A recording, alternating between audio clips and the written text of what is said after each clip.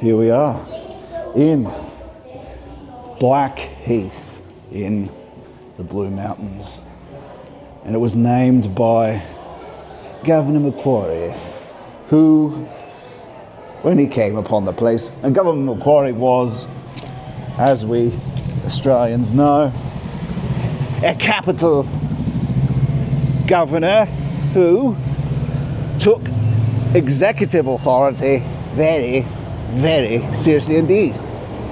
Wasn't afraid to use the state to do what needed to be done and spend the money. And so we're here. He named it Blackheath, saying that it had an appearance of black scorched earth like much of Australia is. And he called it Heath because, of course, we know the old Anglo-Saxon for heath is. You might as well have a look around where I'm walking. The old Anglo-Saxon for heath is a desolate place, which those old English would know very well for the kind of wars they were involved in, and in the north, the Northumbrians anyway. And so we're going to do this today as a first test of our IRL stream. But there's not going to be talking the whole time. I have to test out a bunch of things with what we're doing, and but hope you enjoy it. And I'll get my phone out and see if there are chats and such at different times. I've figured out a way of doing that. But here we are in winter time in the Blue Mountains in Australia. It's where a lot of tourists come up for their long weekend vacations. And so what we're going to do to begin with is we're going to walk up to the rhododendron gardens, and then we'll try to get a look at some of the cliffs. Get out to the cliff edges. It's a shame we didn't record this when... I just make sure my earphones are on. It's a shame we didn't record this when the autumn trees were out. It's a shame we didn't record this before the leaves had dropped, because it is very beautiful out here. This is a pretty park though. Let's go forward and have a look.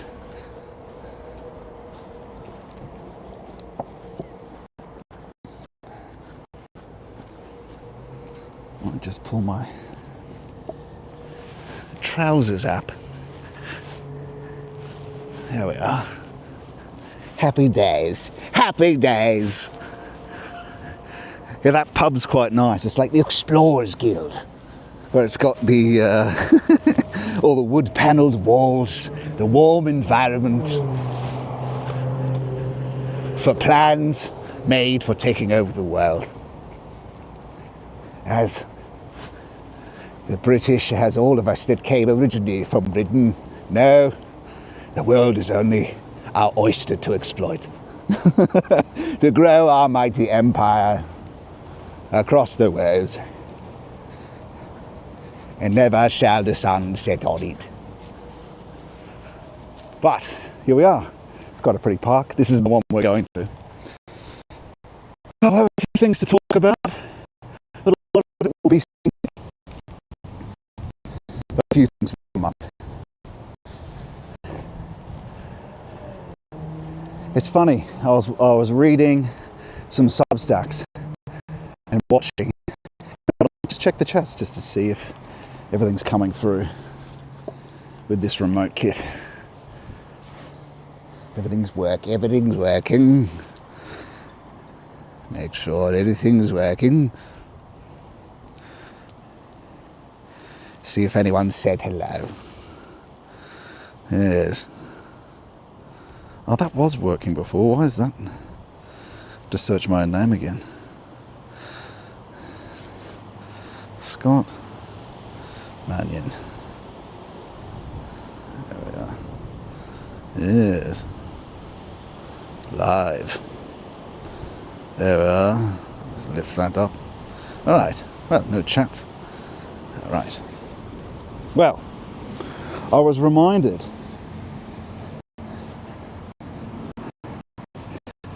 of reading some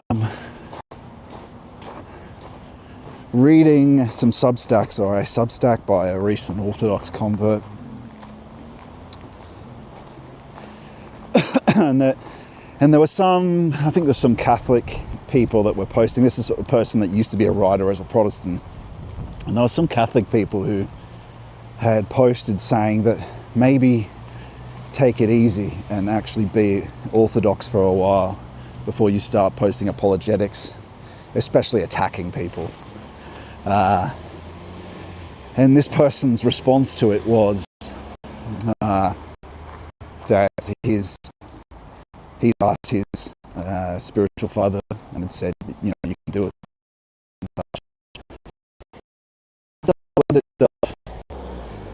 This idea that we've talked about before of disclosing divine will, and whether you know what you're doing is of the desires of the empirical subject or the transcendent self, or is it something that's motivated from, which is very hard to discern these things. It's not easy.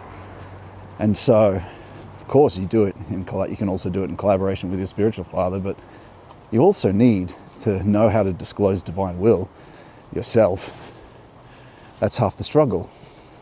And especially when you see posts coming from these people entering the domain of critique and attack, because as we know, yes, there is some critique necessary, but the spirit of polemic, if the spirit of polemic particularly is in it, not that it doesn't have to be done, but it's very easy for the will to power to be tied up in that, and the motives to not be.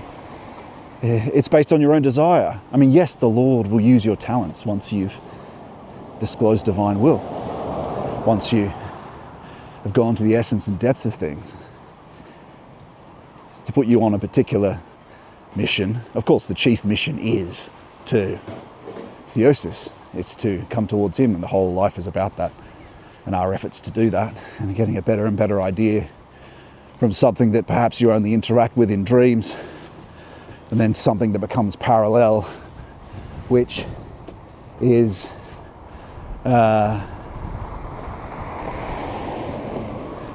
interacted with through intuition, through conscience, which is, as people talk about, is discernment, and discernment helps you disclose and communicate with objective conscience, who is he. And so, yeah, that's a long journey. If you were a Protestant, the critique of this person, of the article that I read, it seemed to be valid. There's a lot of validity in it, even though you get permission from your spiritual father or whatnot. Just this idea of continuing this Protestant attitude, continuing the revolution. And I think there's some truth to what these people are saying. There's some truth to also someone was applying it to what's that person's channel called? Abbey of Misrule, saying that, I think it was a Catholic, saying that when this writer had criticised all civilization, it was a matter of continuing this Protestant revolution. It's really a Protestant in sheep's clothing. And there's a degree to which I think that's true, especially when it's continuously turning to critique. You have to wonder, what's the motivating factor underneath? Is it a wolf in sheep's clothing? Even if it's orthodox, even if it's converted, is it a wolf in sheep's clothing? What that really means is that, what's the grounding motivating factor?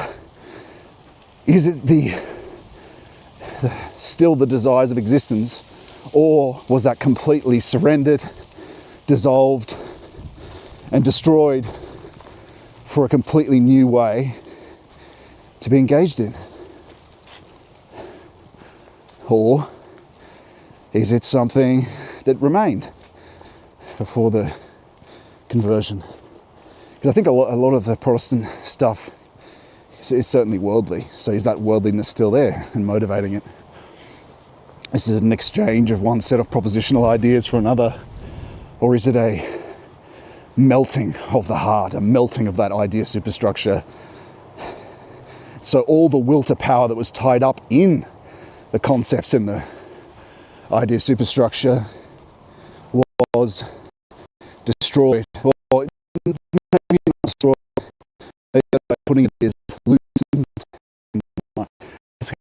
into the jungle. Okay, it just looks quite, yeah, it just looks quite nice. Vibes, I like the vibes in here. Vibes, nice. And so, yeah, the will to power. It's tied up in concepts. All the crystallization that goes with things as they abstraction, religious theology, that can still be there. It has to know what's good is this. Is this the seriousness and devotion? Is this living, more living it, embodied, getting out of the idea superstructure and abstraction that makes being present as it does? Not that that's necessarily fully achieved without living certain monastic practices, but has that happened? Do people jump too soon into the debate land, apologetics land? Really? People just need to be more. Receiving a blessing isn't enough. I think people need to be more philosophically discerning of what's the ground of their behavior. And that requires deep withdrawal, man. Monastic, like, silence, and withdrawal. Yeah, well, it looks like it's come good now. We're not moving around. Seems like it doesn't cope well with moving. That's not good. Might have to get a binding service. All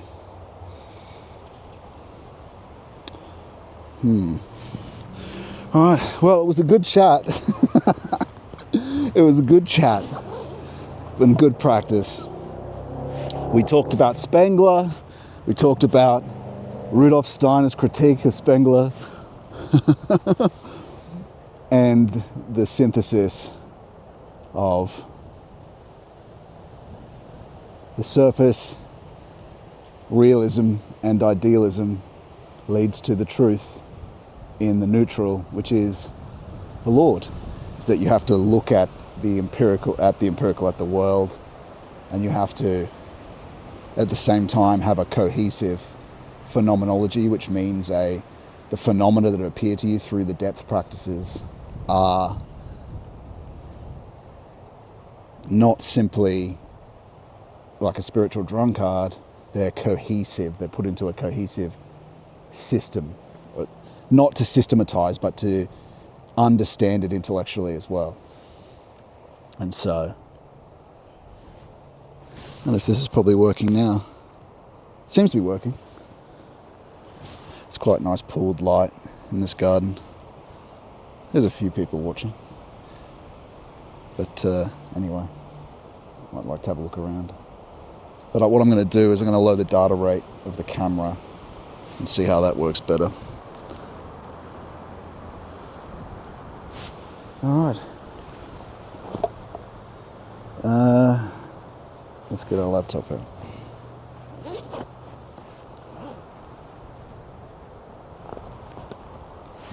And so, of course, what Spengler does is takes the evidence of the surface rather than the faculties of the depths. But that doesn't mean you don't look empirically, take what it is of experience once you look to the depths. And so the true way is, of course, the synthesis of that clear thinking, but also mysticism. But I'm just going to log into, I might have to look in the backpack here, lower the data rate and see if it makes a difference.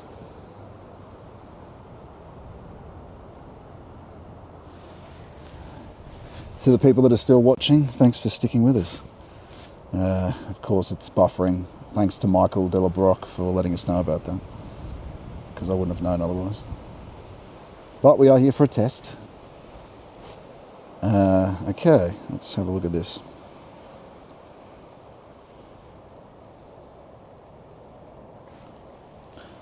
Maybe you might like to have a look at a bit of forestry.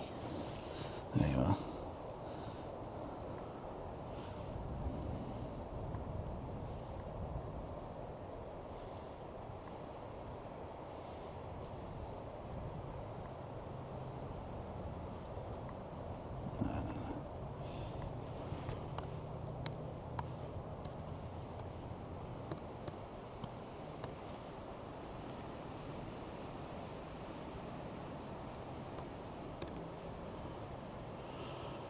Okay.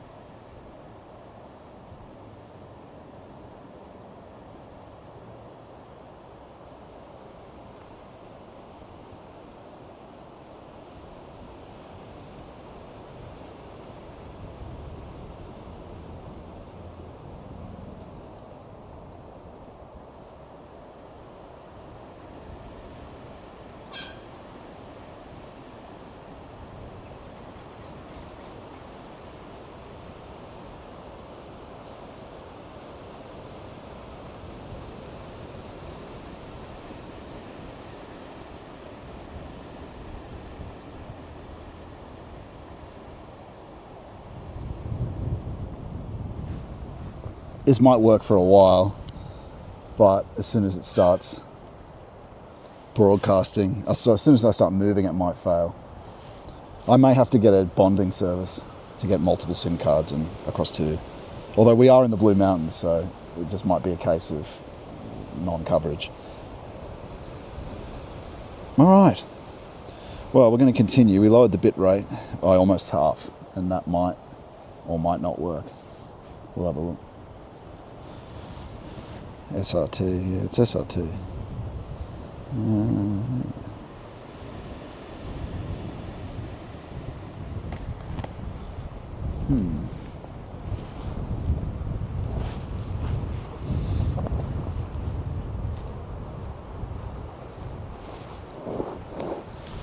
Okay.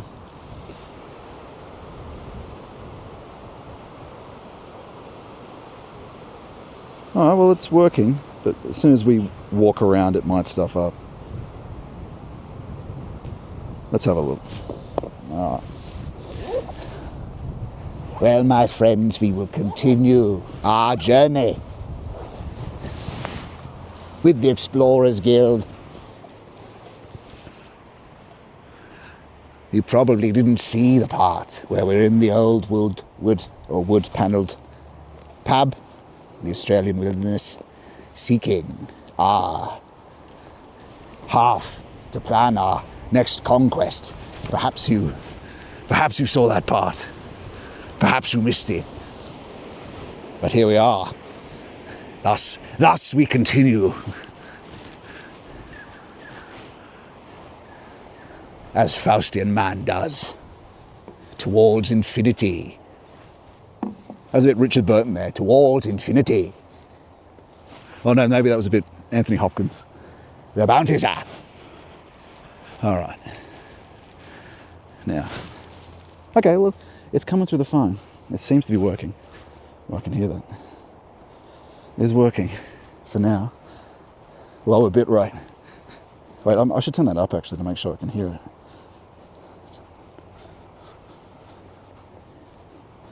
Yeah, cool. That's working for now. And look at that. All right, I'm going to turn this phone off. And we'll continue for as far as we can in our test. Why is that not turning? And why is this gimbal endpoint reached? All right.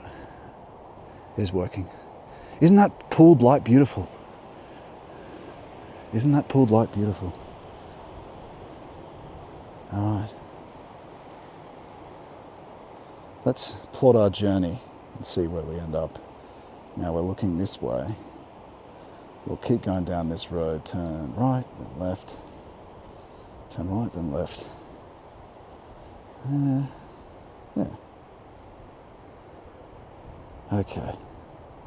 Bang, right, left, follow around, left. Oh, cool. Off we go. On another adventure. Well, it has been a capital walk so far, though you missed most of it. I certainly enjoyed myself. Though you miss most of it, nevertheless we will continue on. As we come over the horizon here. Come on, turn, gimbal. And so what we were talking about was Spengler, the decline of the West.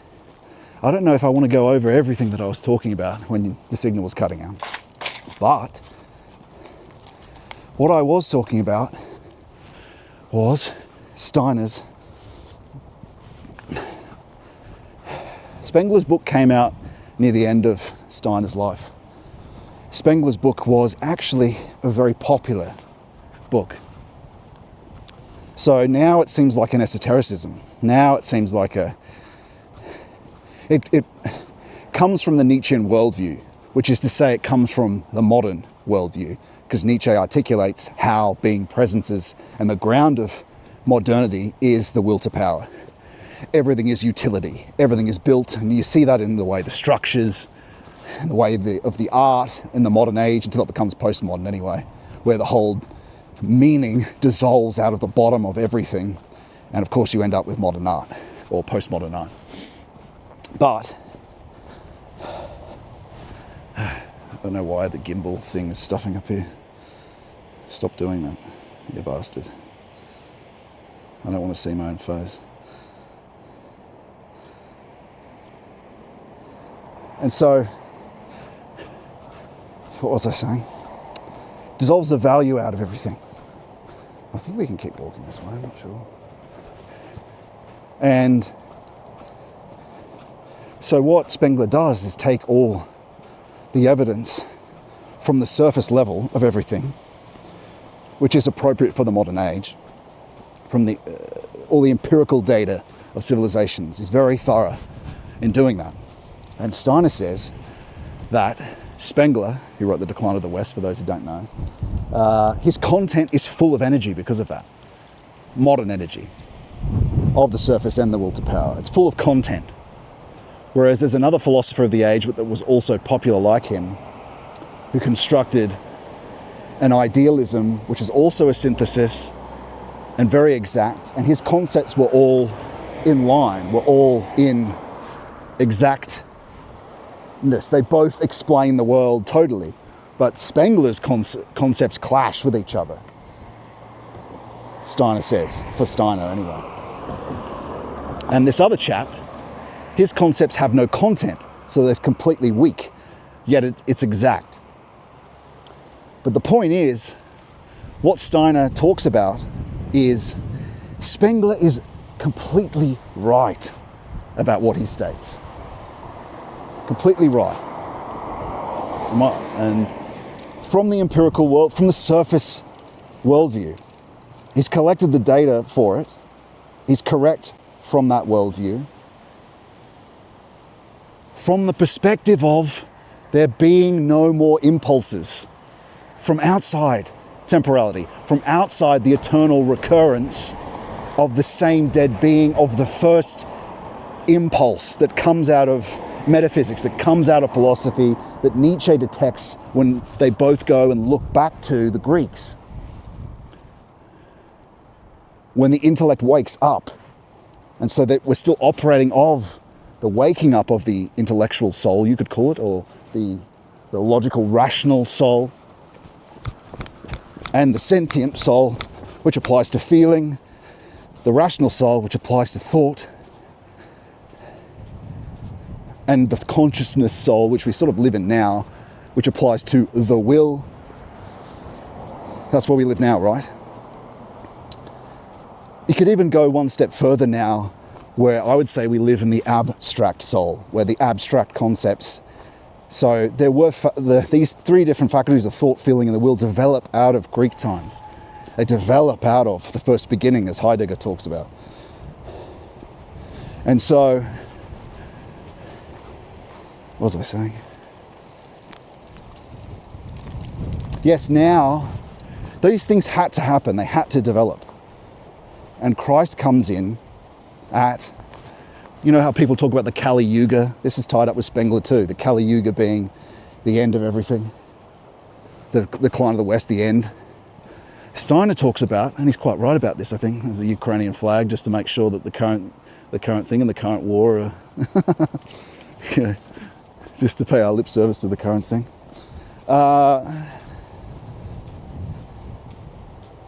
Steiner, yeah. The Kali Yuga's over. The Kali Yuga was over when Christ came. He's the end of it.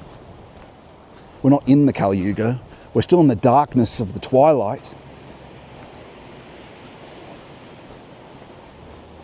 There's still going to be an apocalypse, of course, and AI and such do point to the incarnation of Araman, incarnation of Satan.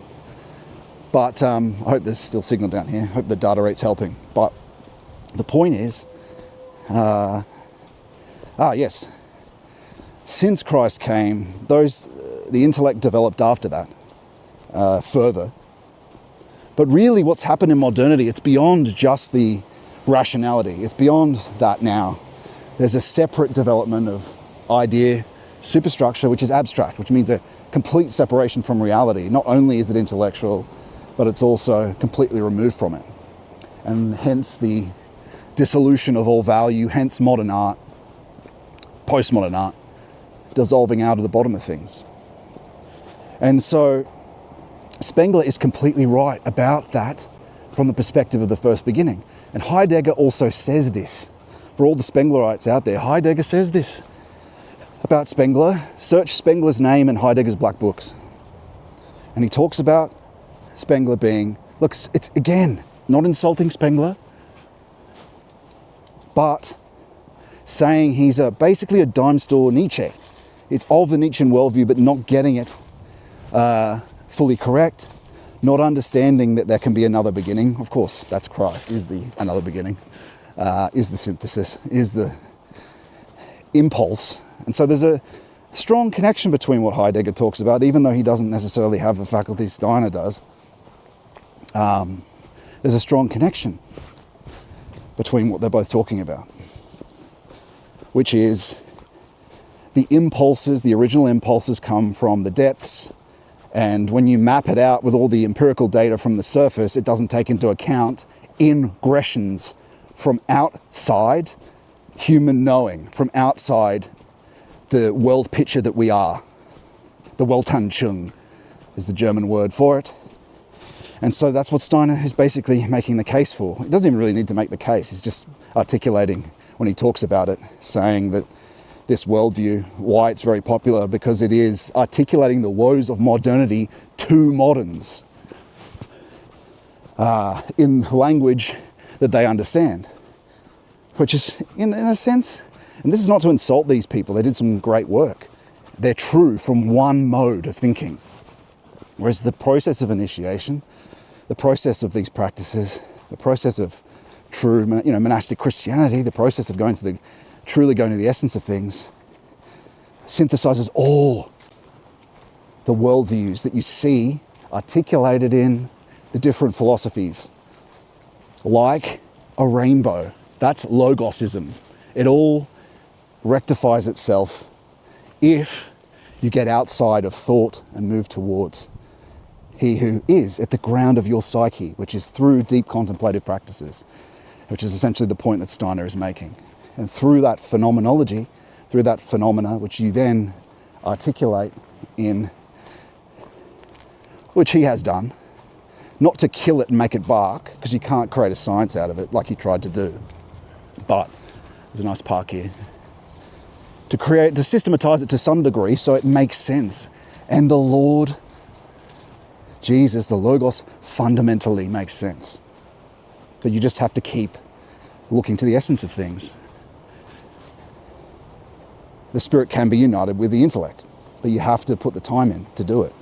And so that's fundamentally what Steiner, that's his point, is that you have to gather your evidence from the essence of things, not just the surface, to see where things are headed, because impulses come from the angelic hierarchies, come from Michael, come from beings that are not in human logos because they're above us. You can't map them. You can't know them. They flee from your knowing. When you try to master them and grasp them with your intellect, grasp, like a will to power. If your approach is that, they reject you and leave. Of course, it's effort and grace, not effort on its own. You won't, because you have to be humble. You have to be humble to approach these matters. You have to make the sacrifice of the intellect. And I'm sorry if you've heard some of this already on the trip down, but I'm not sure if the signal was there. But you have to make the sacrifice of the intellect. Because you are low. Your arrogance, we are low. I am too. I'm a sinner. We always will be to a certain degree. But the whole of life is supposed to be moving towards Him as theosis. Moving towards Him as the essence of being. So He becomes available as a fact of experience. And so that's something that Spengler doesn't do, of course, because he doesn't know how. It's not his fault necessarily. It's the age he's in. And the work he did is very good and very useful for understanding. Same with Nietzsche, understanding what the essence of modernity is. But if you can only sacrifice your intellect, not to say like I said, it makes sense, but your idea's superstructure that you begin with, where you think you're certain of everything, must go. Your certainty must go. You must say, I'll just try this for a year, and not listen to the critiquing concepts and images that are already in your subconscious, provoking you around, saying, don't go towards Christ. Oh, it's just a story, it's just a religion. Don't do these practices, it's a waste of time. Just try it for a year and quell that, even just for a month. You say, I'll just try this for a month and silence all critiquing voice and do these practices and prayers for a month. That park might be nice to look at, actually. We'll just go back here.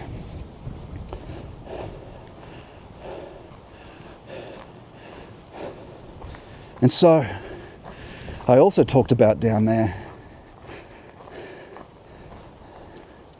yeah, I mean, I guess we can walk around it. I love the smell of wood fires, look at that. You might be able to see that over there. There's a lot of that in the Blue Mountains. Wood stoves, I'm not even sure you can light fires anymore in England and Britain. You have a license for that fire? No fire for you. Although I say that, but it's just as bad here. And so, yeah, the shit-libbery continues. What does one do against such reckless shit-libbery and hate? Go towards He who is. Well, maybe there isn't much to see down here, but we'll just go down a bit further and see what happens in the clearing. You can hear a cockatoo there, getting ready for a shriek. The cockatoos, I don't think there is anything down here, actually. It's just a path. The cockatoos, though, my arms are getting sore. I have a mount for this. But the cockatoos are beautiful, man. Look up the bird now while you're listening to me. The Lord, especially when you begin to move towards Him, does speak through birds especially. But this particular bird, wow, it has this crown of yellow feathers that look like a saint's halo, and it opens it at certain times at the top, and it's a white bird. And really obtrusive, it's a really obnoxious bird too. But if you think about it, the birds are quite useful to Him in the sense of, birds get everywhere. You can't really get rid of them. So if the Lord's trying to hint something, they're quite perfect. Because the Lord is concerned with is breaching your freedom. Because the whole point is that you're supposed to come to Him willingly. He won't show Himself until you actually willingly come to Him and will it first. Because that would encroach your freedom on your freedom. And of course, revelation itself comes with your moral development in mind. He wants you to slowly come back willingly. It's the story of the prodigal son. And so there's a real chief lesson in that, actually. There's a chief lesson. I might change arms here because that's starting to wear down my arm. I'm just going to pass you under here. Okay. Been been doing my weightlifting. Not enough, it seems, to hold it for more than 3 hours. But pretty good though, it's been quite a while holding it. What was I saying? The essence of things. What was I saying? And this is key. This is key. The Lord is very subtle with his hints. Subtle. Though sometimes he speaks, of course, but intuitions, he's very subtle. You have to learn the symbolism. Symbolism of birds. Matthew Pageau's book is good on that. The language of creation. You have to, part of chastity is actually learning an exact symbolism, and Goethe talks about that as well. Is it exact imagination, he talks about. So art, and so your productive, the things that you produce, if they're imagistic or whatnot, are not arbitrary and just for intoxication purposes like most art. Anyway, point is, it's about avoiding deception, right? And a key part of avoiding spiritual deception, which is so important in our modern age, firstly, reading Seraphim Rose is important. I have an icon of Seraphim Rose that I kiss every morning before I do my practices and pray to him because he was so good on spiritual deception. But of course, he used the epistemic principle. But what happens with the zone, or should I say, the false Holy Spirit, who is closest to us? What happens with that is the truth of it, as it's seen from the perspective of the false Holy Spirit, what they try to do, what it tries to do, the Luciferic revelations, is the more intense the experience, the more true the experience. That's the principle it tries to promote, to convince you. So it's power to convince you. And so you have people like, I know that Survive the Jive is one of those persons that talks about, we're not going to critique anyone here, but talking about his experience, had some visionary experience, and then its power bowled him over, or the numinous. The numinous is not subtle. Carl Jung talks about the numinous, or awe. Yes, there is sometimes, very rarely, does the Lord come with such things.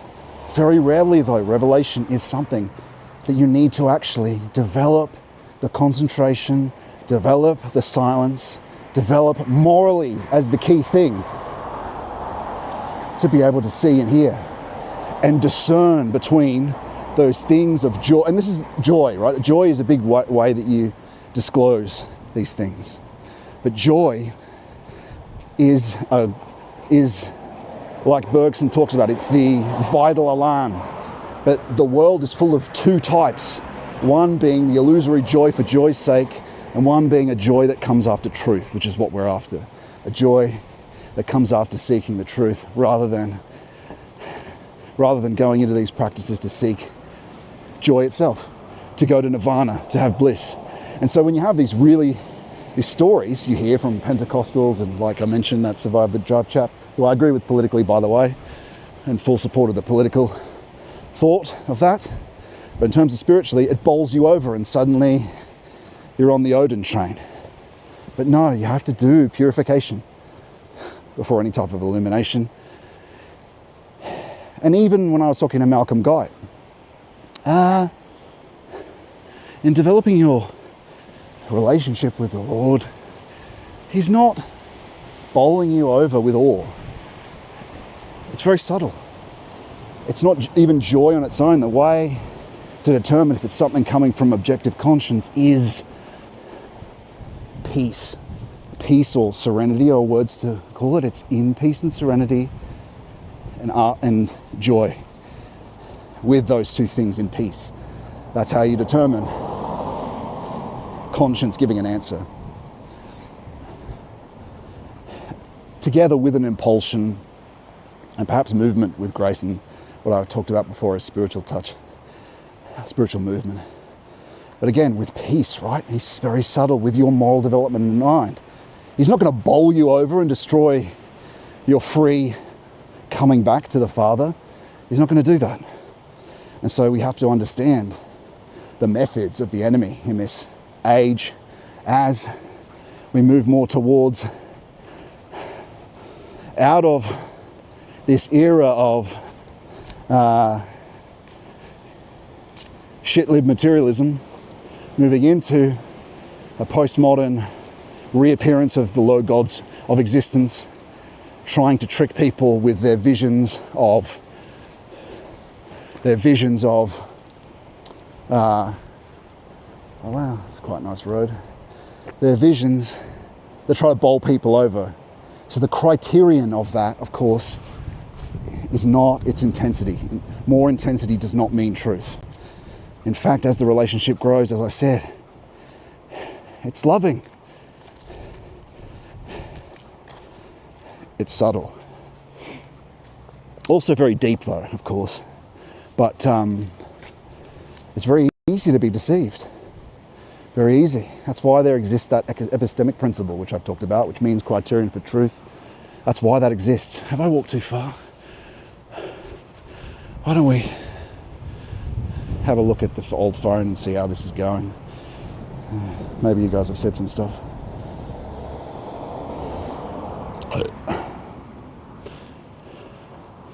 Okay. Well, I mean, the experiment of me being able to talk as the stream goes, by the grace of God, thank you, Lord, to be able to just express things as we go on, and hopefully not misstep and tell mistruth by accident or whatnot, because we are just walking and speaking, which is actually a good practice I recommend to anyone with a video to just get used to it. Pray to the Lord and just let the Logos do its thing before you do it. But I'm just going to check here, see how we're doing. Play, and march that all to the front. It seems like it's working. Let's see if there's any chats. Current thing spotted, I think it's working. Sunny day in Aussie, Aussie, Aussie. Hopefully not a permanent fail, like to see this working someday. Is it working now? People, are there anyone watching at the moment? Can't tell, let me look. Can't see. Current thing spotted. It gets better when you're in more built up areas. Yeah.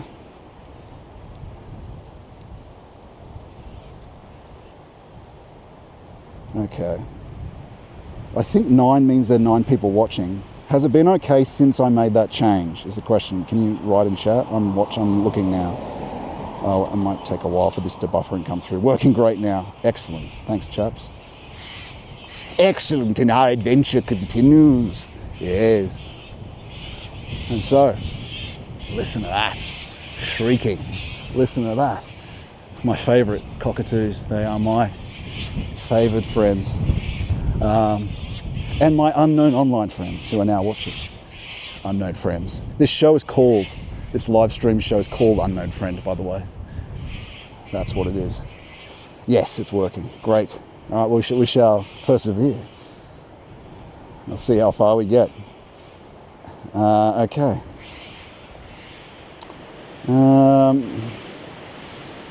Get back to our talk in a second, chaps. Let's have a look. Chaps and ladies, perhaps.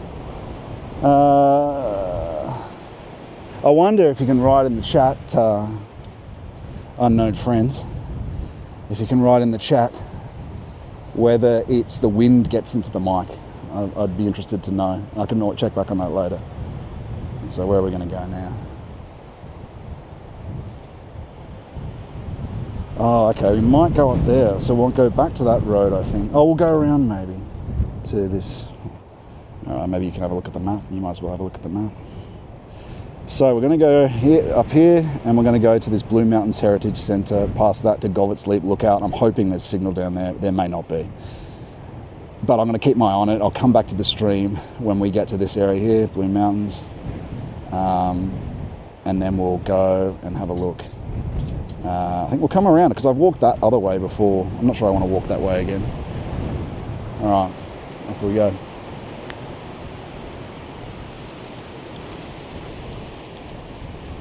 Seems to aim down, this damn thing. Oh no, it's aiming up now. All right, onward we go. Back to my training. Now, of course, Yes, I'll keep walking down here. All right, let me pull my trousers up. Lost some weight, so they're falling down a bit. I need a new belt. All right. Maybe I should take the main road. Oh, that looks like a nice lane. Let's see where that goes.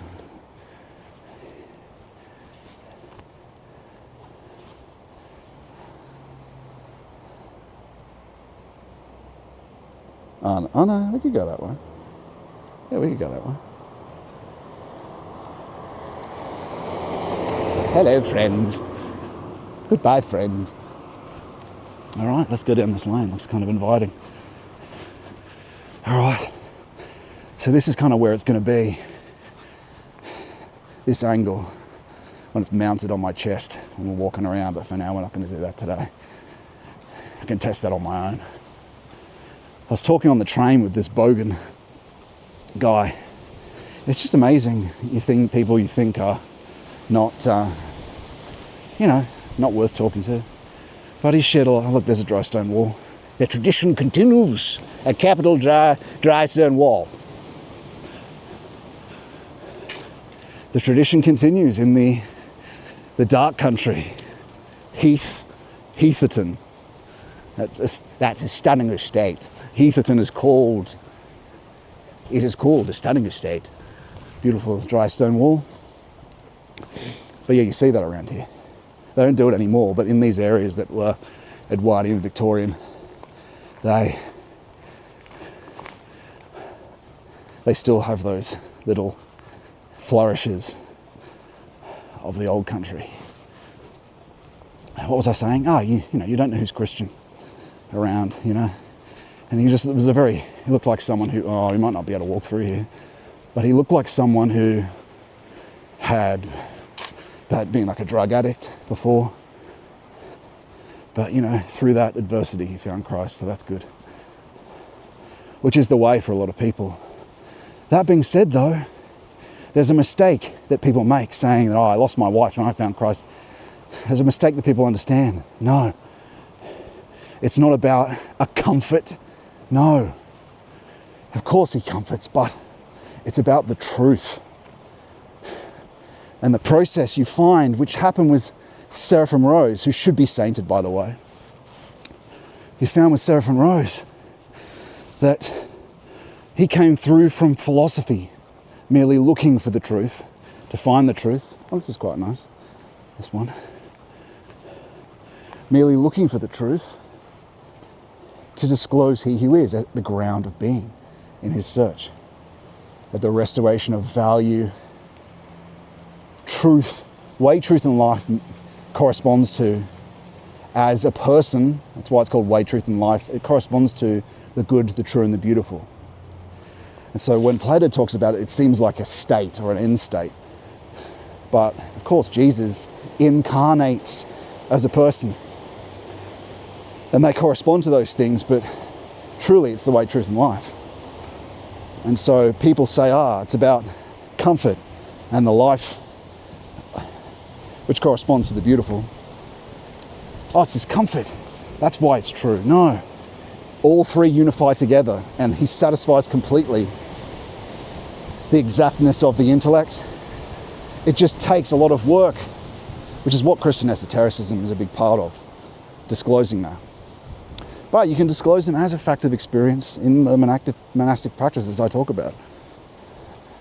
But you have to flee away from, slowly withdraw from, in prayer, but also the culture.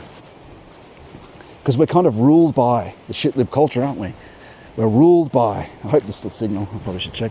We're ruled by the entertainments because we want to be entertained. And I still get it. At night, I still watch various entertainments for a few hours.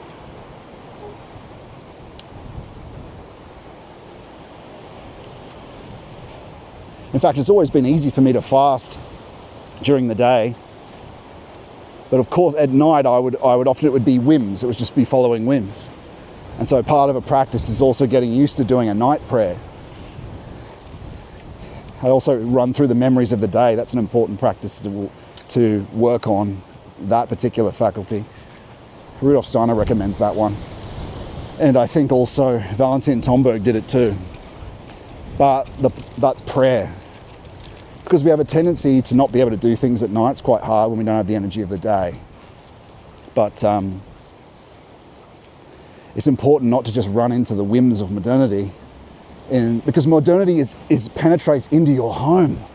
Modernity penetrates through the internet straight to you. And so you have to be really careful about what you ingest.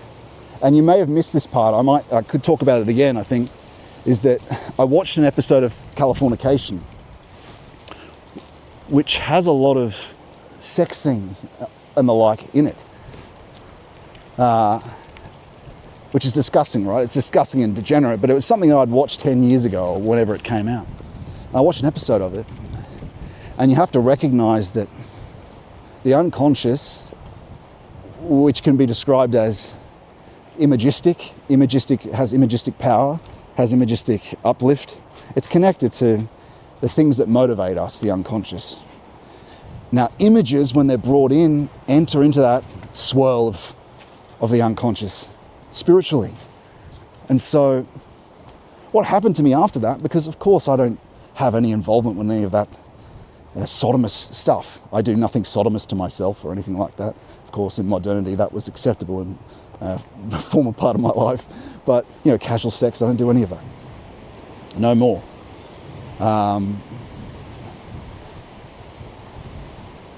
And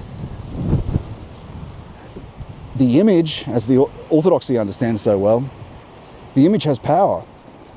And so the next 2 days after that, I was a sort of spiritual attack of dreams, of the sexual nature.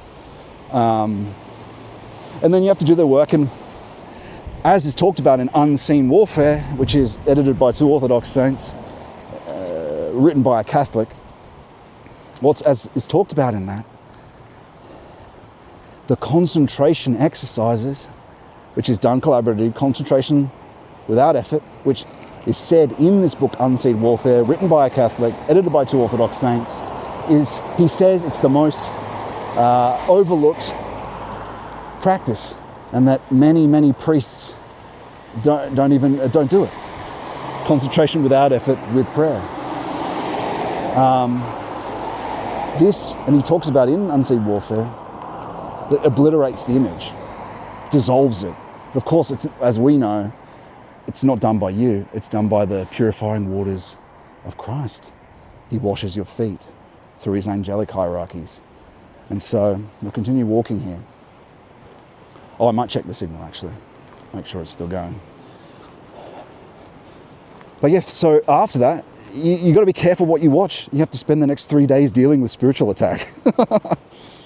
And Seraphim Rose well understood that when he talked about the charismatic movement in his book, The Religion of the Future, which describes all sorts of phenomena like UFOs, like all these emerging things we see now, the beatnik culture of the 70s. Hopefully this is still working. Just check. Okay, let me have a look. Scroll down. Play. Yes. It does seem a bit dodgy. This does seem to be working, though. It looks a bit, the image looks a bit compressed. I'll just move it around a bit. Maybe the signal's failing a bit. Maybe you guys can tell me in the chat. Whoops. Come back up again, fellow. Not an expert in audio, but not much from what... Oh, good. Okay. How's it been so far? Can you guys say in the chat? I know it does seem a bit compressed. I think I can tell that. But is the audio still been coming through from what I'm saying?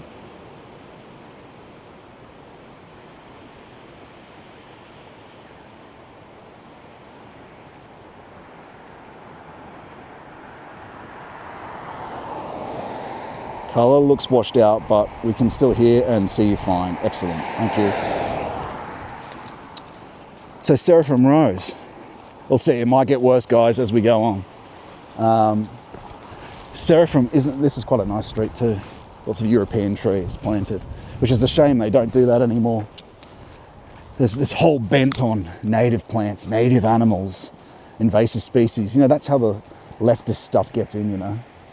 Saying, oh, these terrible, terrible British people who brought in their larks and their pigeons and their rabbits for their hunting, the terrible destruction of the native fauna.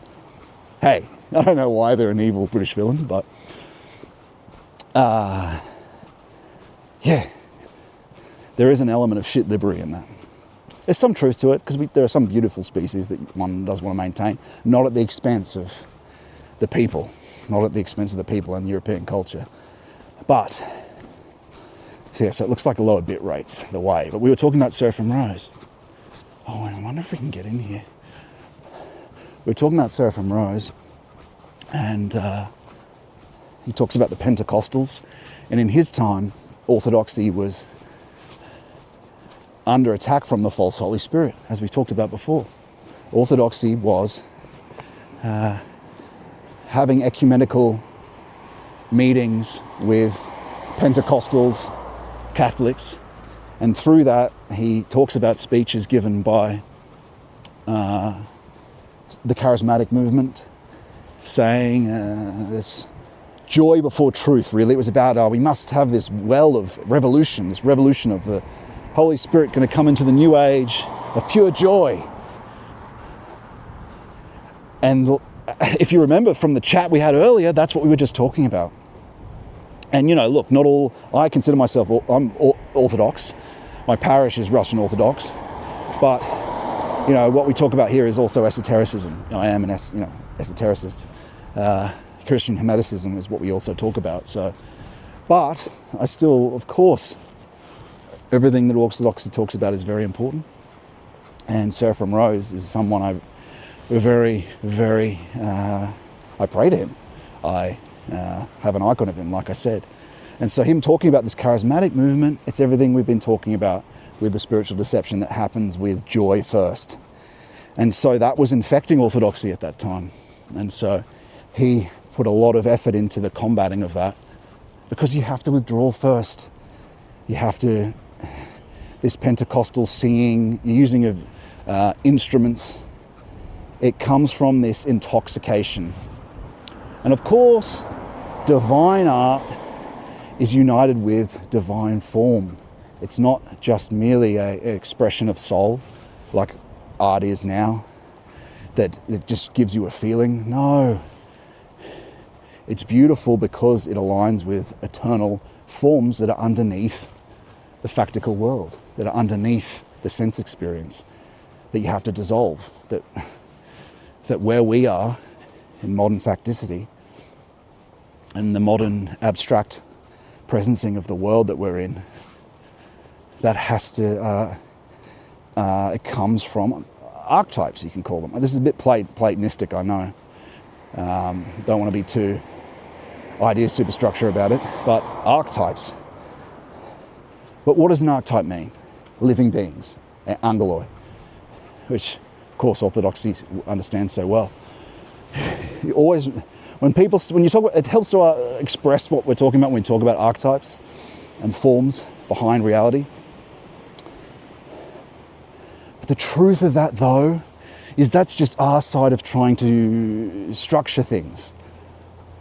As Dionysus the Areopagite does with his angelic hierarchies, exousiae, the different hierarchies and their names, of which Stein has an excellent phenomenology. That's from direct experience too. Very carefully expressed with an epistemic principle, which means criterion for truth, to make sure you're not being spiritually deceived, of course. But the truth of that is, when you talk about archetypes, it's always beings. It's beings. They're beings. They're living beings. Because the big mistake to make is you see a lot of, I saw this video by an Orthodox priest talking about when he was a Catholic. He went through the traditional approach of the traditional Latin Mass and told his story about it. Just dried up for him. The spirit dried up for him. I think this comes from the over propositionalizing over conceptual framework, which is an abstraction that replaces and even when its theology can tear you away from the beings themselves. And what you want, as I talked about at the start of the stream, which you might have missed, of course, and what he talks about is when he went to Jerusalem, Christ melted them. He melted that idea of superstructure and reconnected them with reality. As Orthodoxy talks about the melting of the heart. Love conquers all, in fact. You create this incredibly large superstructure of ideas, and love brings life into all of it and begins to make sense. Because the true concept actually is a uniting of feeling, thinking, and the will, a uniting of way, truth, and life. Look at these little rosettas. Maybe they won't move, and you can have a look. Oh, there they go. Beautiful. Just have another look, see where we are. All right. Ooh, the signal might be going. Maybe it's still going. Maybe. Let's have a look. Don't know, mate. Might be over. Yeah.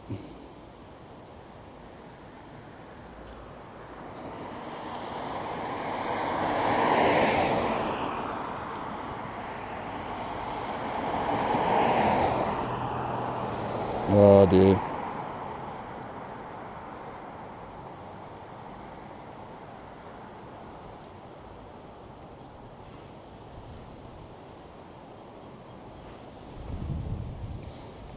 We might have to go back. Yeah. All right.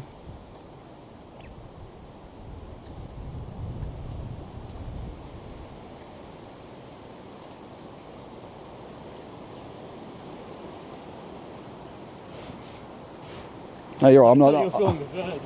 Well, I mean, it was. It's all right though.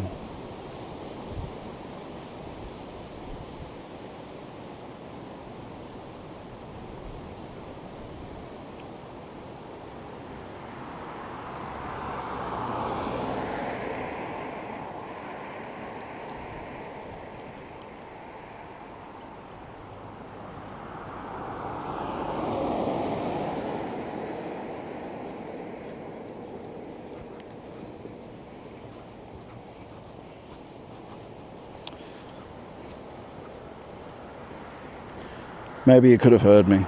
Don't know.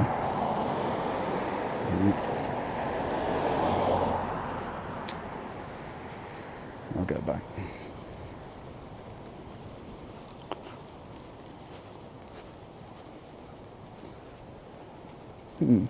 Not sure how we'll fix that. SRT, eh? Yeah.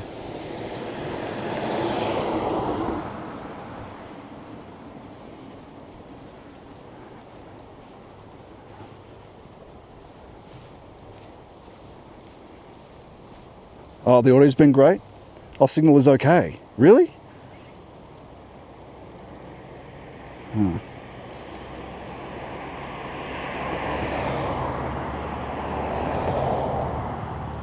I wonder if we'll make it if we keep going then. I'm not sure. Just going to cross the road because there's heaps of people coming down this footpath. So the signal's been alright, you say? I don't know. Should I push on? Or has it been getting progressively worse though? Let me know in the chat. I'm looking at it now.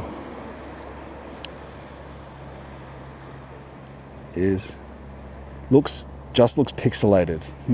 Has it been getting progressively worse though, as I've walked down this road?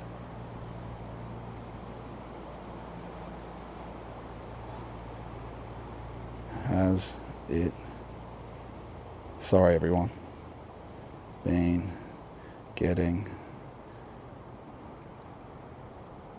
progressively worse?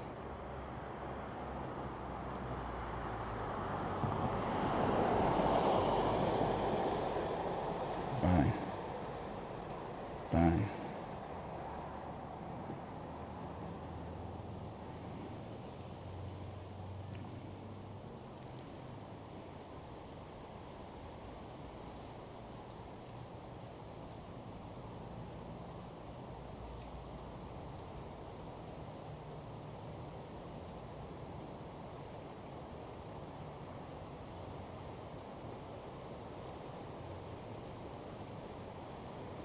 Not really. Audio and video is still the same, just more pixelated. Has the pixelation, though, been getting progressively worse? It's just more pixelated continuously up this road. I'm just wondering if we should keep going, because we're sort of close. I don't know if you'll get a view of the Blue Mountains out there. The signal might go.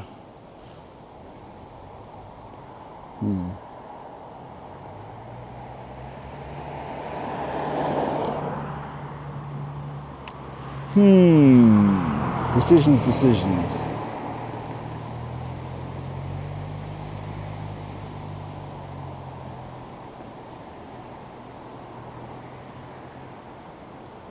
All right, just more pixelated. Okay. Well, I think we better go back because it's just going to get worse the further we go out. But there's plenty to see going back anyway. I need a drink anyway. We'll go into the pub. All right. Let me just pull my trousers up. Yes, readjustment.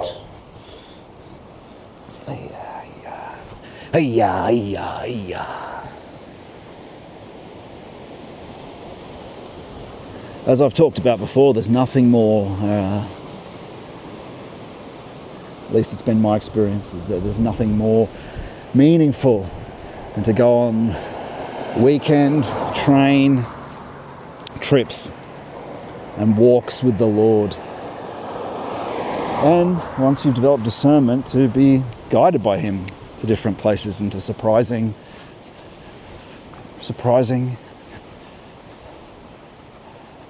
unexpected domains of meaning, in places you think are shitholes, as I've mentioned before. And one thing you can do, one thing that's worth doing, if you're so inclined, Rudolf Steiner is someone, his audiobooks are free at rudolfsteineraudio.com. I'm not an anthroposophist, but he certainly influenced, there's a lot of truth in what he's talking about, and he influenced Valentin Tomberg very heavily. And that must be 3 p.m. Yeah. He influenced Valentin Tomberg, it's quite beautiful down there, heavily. But he's got, he's collected works as sort of 500 different books and lectures. It's quite incredible what he did. And this was just after World War I, so it was a dark time for modernity, and he was standing up for Christ and the Spirit in an age that was the decline of the West, as we talk about. But the truth of the matter, as I mentioned on this walk, which those who are still listening, there is only a decline of the first impulse, which is an impulse, as we know, that comes from Greece anyway, in terms of the intellect. The Christian impulse, again, you have to go to the essence of things for it to ingress properly through people. For the virginal Zoe, which is not a vital elan that Bergson talks about, it's a virginal vital elan. It's called Zoe in the Bible. You have to purify yourself first. It's this peace, joy that I've been talking about that comes from the eternal, not the illusory one that is from the first beginning of Greek times that's dying. It's the virginal nature. It's virgin, it's Mary as a being. And so it's ingression. I can't remember what I was saying there. Oh, but Steiner, yes, the good thing to do, that you can do on train travel, and if you're in England watching, you can. Hopefully, I mean, it's expensive train travel, I know, but perhaps if you can go up to Scotland or wherever you might go, Lake District, if you can take a train there on weekends, get Rudolf Steiner, and incredibly meaningful stuff RudolfSteinerAudio.com, his lectures, his work is so extensive, it's hard to know where to start. But of course the best place to start is Valentin Tomberg, which is Meditations on the Tarot. I know tarot is a weird subject, but it's about initiation, it's not really about the tarot. All the tarot is medieval wisdom compressed into symbols, that's it. And so it's Christian wisdom. Oh shit, something's stinging me there. Ouch, I was wondering what that was. I've been poisoned. The Australian wilderness has poisoned me. I will die on a barren peak in the antipodes. No, we shall endeavour and endure. Although it is pricking me, it's some stupid fucking thing. All right, what was I saying? Yes, there's nothing more meaningful than to go on your own on these journeys. I've been on this one myself on my own, deep in prayer and withdrawal. And on the train you can listen to, or you can pray, just pray the whole time, doing the concentration without effort in prayer. On the train ride, which might be 2 hours or something. But also then to listen to Steiner's lectures, which are really incredible. And so you can, it helps with, because it is a kind of intellectual study, it helps with continuing to do that, because you might get bored or whatnot. But if you're looking out the window, so you've got the beautiful landscape, and you've got that in Europe if you're from Europe watching. I know Michael Delabrock was in the chat earlier. He'd be up pretty late or pretty early, Michael. Naughty boy. But listening to Steiner on these train journeys, looking out the window, keeps you energized while you listen rather, and concentrate. And so you can go get through, my God, he can keep you company for 2 years on the weekends. That's how large his corpus is, although starting with the later lectures is better, I think, because he starts with the language that he's trying to bring out people at the beginning of his lecturing career, where an anthroposophy comes out of theosophy. Theosophy became obsessed, it was about, and got captured by spiritual deception of the East and stuff. And so he actually came out of that, but split off from it when he recognized that Christ is the essence of being. Because that got captured, and these theosophists started to talk about the only religion is truth. There's no religion higher than truth is their motto, which is retarded. But what Steiner does is remove that Helena Blavatsky inexact mysticism, which is what a lot of these people, mysticism is such a dirty word because of it, because they're not true mystics. They say mysticism, firstly they seek vision, which is, you never seek vision first. It's at most considered a secondary thing.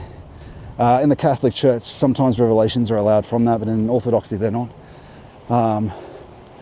But of course it begins as the low faculty. It's corrupted from temporality. So you see all these mystics online promoting that without actually purifying themselves or really knowing how. And this is what Seraphim Rose was talking about. The 70s was full of this. A seeking for elan and joy at the expense of truth, when it actually is supposed to come from He who is truth. The joy comes second. So if you seek joy as a goal when you're doing spiritual things, then that's what you'll get. You'll get your joy, at least for a while you'll get it. You may even get revelation. You'll get that. But it'll be from the closest domain to us, which is the zone of the false Holy Spirit. That's where it will come from. Who's that? Lucifer, the illusory principle. What else is that? Nirvana. And whatever the Hindus call the other one. And why does that happen to them? Because they seek escape rather than the original love and mission that God gives everyone when they first incarnate into life. They seek that Luciferic religion. Again, It began as a Luciferic revelation for these Eastern religions. The intention from these rebellious hierarchies was to mislead the rishis, the 7 holy rishis, to mislead them into abandoning reality completely. And that is what stuck with the religion as the principle before Christ came anyway. It's to seek the spirit and to consider just reality as an illusion. Of course, we know there is some truth to the illusory element, but it's not because of a primordial misunderstanding, which they believe. They believe it's like a cognitive thing, a cognitive error at the ground of being that causes the illusion, which they call Maya. As we know, it's because of primordial sin. It's a moral issue. There is still an illusory element to it, of course. But because of the resurrection, we don't abandon our mission. We're here to save it. Instead of a painkiller, what we understand is it's curative. The solution that Christ brings as God is it can be redeemed. It's not to say, Buddha and the yogis, they all say reality is sick. Buddha and the yogis, they would say that, well, there's no cure for it. So it's to escape, it's to dwell in nirvana, it's to leave. Leave the eternal return, leave the woe. But it can be cured, as we know. But that's the difference. And Lucifer, the original revelation, again, these things have a humanistic beauty to them. As a humanistic revelation, because Lucifer is right next to us. It's part of our being. The intellect is, as I've talked about before, part of that, which is later redeemed when we make this sacrifice of the intellect. The first intellect, which is influenced by all the will to power. And what do I mean by that? I mean by all your desires as you come up as a lusty youth, wanting things from the world, all inform your worldview and your idea superstructure that builds up the intellect based on your inner drive for more, your inner drive for sex, your inner drive for will to Macht, as the Germans call it. It's better said in German, I think. Will to Macht. Licht, will to Macht. Yes. Yeah. Where were we going with that? And so, but that's not to say that the 7 holy rishis and culture, even though they had a failing, it's not to say they didn't make some good out of it. It's not to say there wasn't truth in it. And they didn't, and Steiner agrees with this, is that they used what was just considered to be something to make humanity abandon the earth and their mission. Well, they used it to actually also help, even though it wasn't the value that Christ, of course, brings, which is it can be cured and is cured and now is in the macrocosm. But yeah, so you have to acknowledge there's a humanistic beauty to these things, that their mysticism does work in terms of ecstasy, but it's about it's ecstasy on its own, as I've talked about before, which means it's the sobriety of, or the ground of the microcosm. They're not dealing with divine beings only in a humanistic sense, and when you say humanistic, it is Luciferian. So those third of the hierarchies that rebelled and came to facticity, came to temporality, and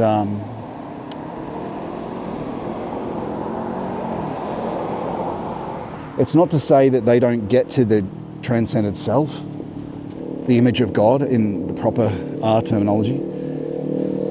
It's not to say that they don't get to that. That's as far as it gets. And that's divine. It's because we are nested in Him. But they don't experience divine beings after that. The things they have experienced with their temporal spirits, basically. And so we're just talking here, but we're not really going anywhere with it particularly.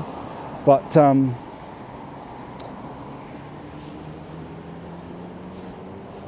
These are the dangers, the different. These are the dangers with Easternism. Oh no, I lost a bit of my earplug. That sucks. Where'd that go? Oh no, must have popped out of my ear. Bugger. Hope it's still the other one. Where's that? Sorry. Oh no. It's one of those little rubber things that keeps the earplugs in your ear.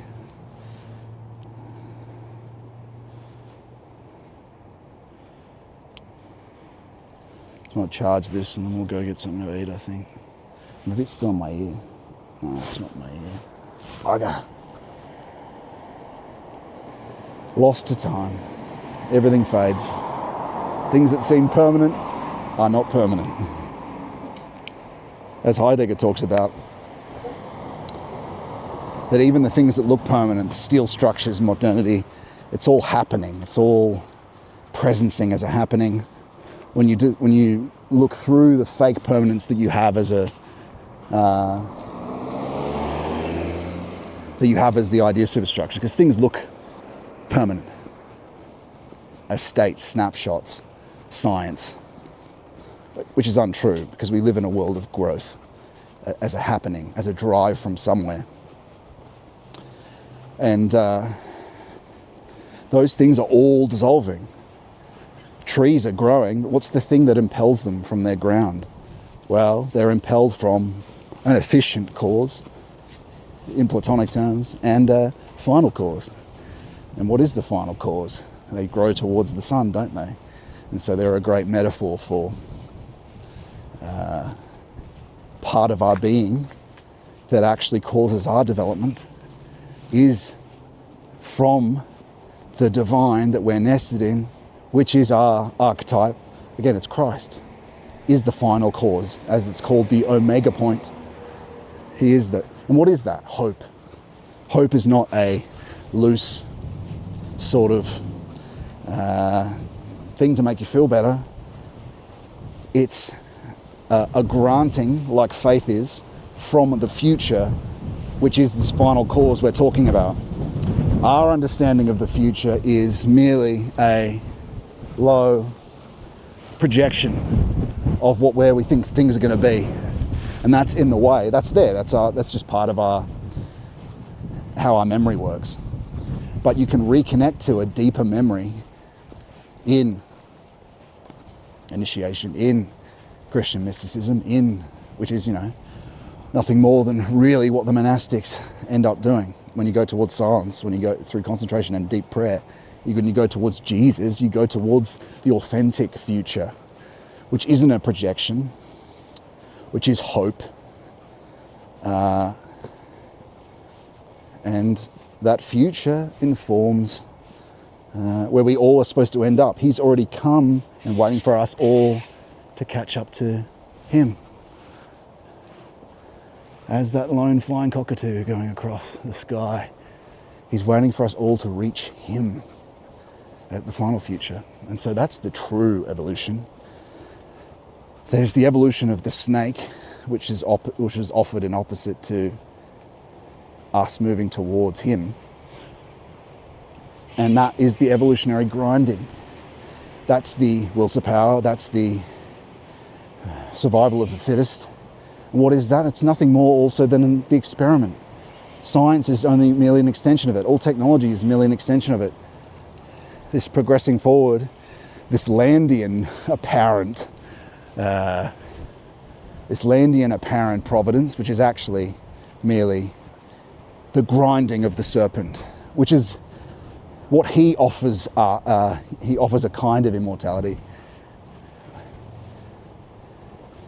through sensory experience and this grinding, rather than access to he who is the future through the divine connection to him, which is what revelation is, which is what intuition is. It comes from the future. You can be guided by him because he is all potentiality and knows where we are to end up, right? So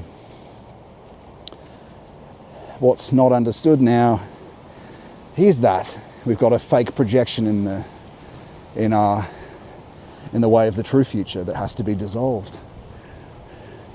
But he discloses himself and reveals things. Intuitions will come and then come about. You'll be guided places. Again, it's the miraculous occurs more and more in the process.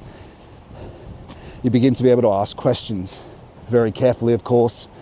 And I know I've talked about this probably a million times to people who watch the channel, but with the epistemic principle, criterion for truth, using what is that? Well, it is consilience between all the spiritual faculties, consilience and cohesion of the exigencies of categorical thought, so it'll make sense. But also it has to align with revelation, it has to align with saints and the health of those things, right? And other people of health and divine revelation that we know and can rely on. And so,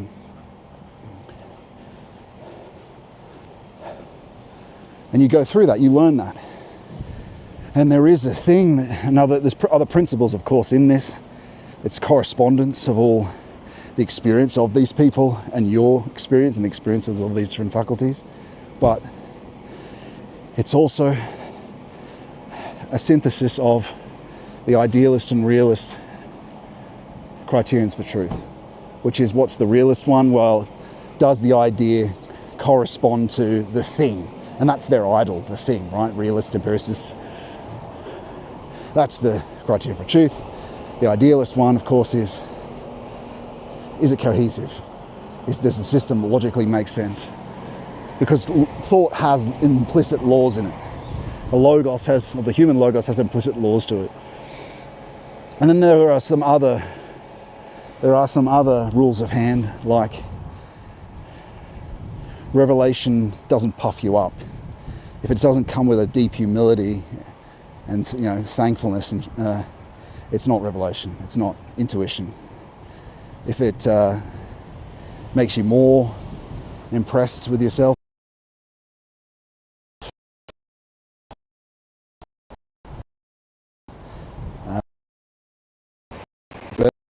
when it comes to joy, if it's because, okay, we're familiar with conscience, aren't we?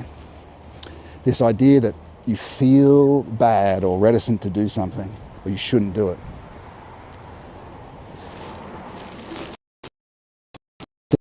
There is a positive, have true conscience. We have is character. We have character, right? That's part of our unconscious, our psychological body, our psychological unconscious and vital unconscious, character and heredity.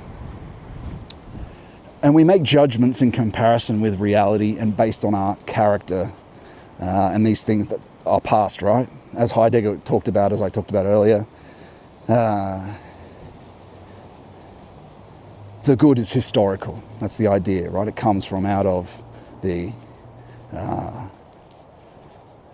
nomos, Greek word for earth, or I think it's, nomos, value, basically it means it comes out of the land historically, or out of being. That's the idea, right? Existentially. Where was I going with that?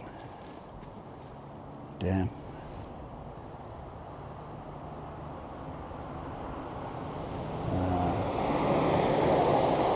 I lost my train of thought. We'll continue, it might come back to us.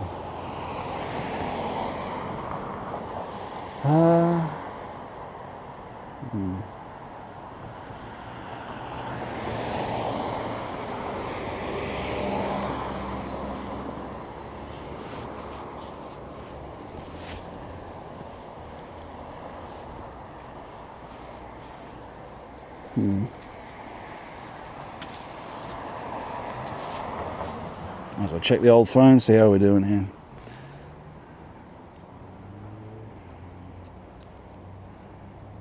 Zieltomax, yes. Wilzermacht. You might have left your earphones on the bench earlier. Yeah, it's never mind. I scrolled back to the stream and saw you take it out of your ear. Yeah, it's what I'm missing is just the little bit of the earphone that. Thank you for that. What I'm missing is a little bit of the earphone that goes in the ear. There's just a rubber bit. I can probably buy some off YouTube or something. Off YouTube. I can probably buy some off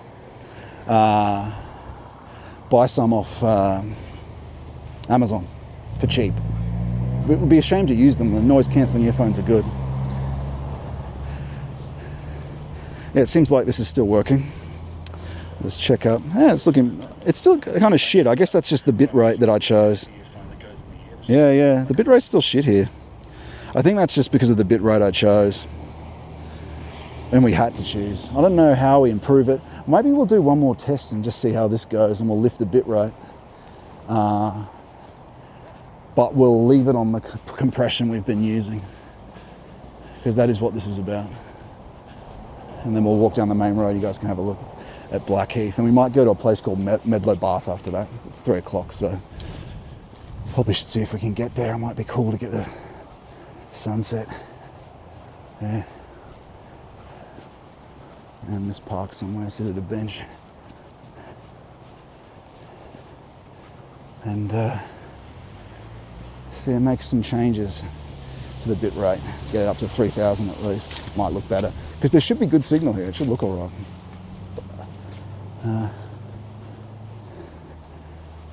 Yeah.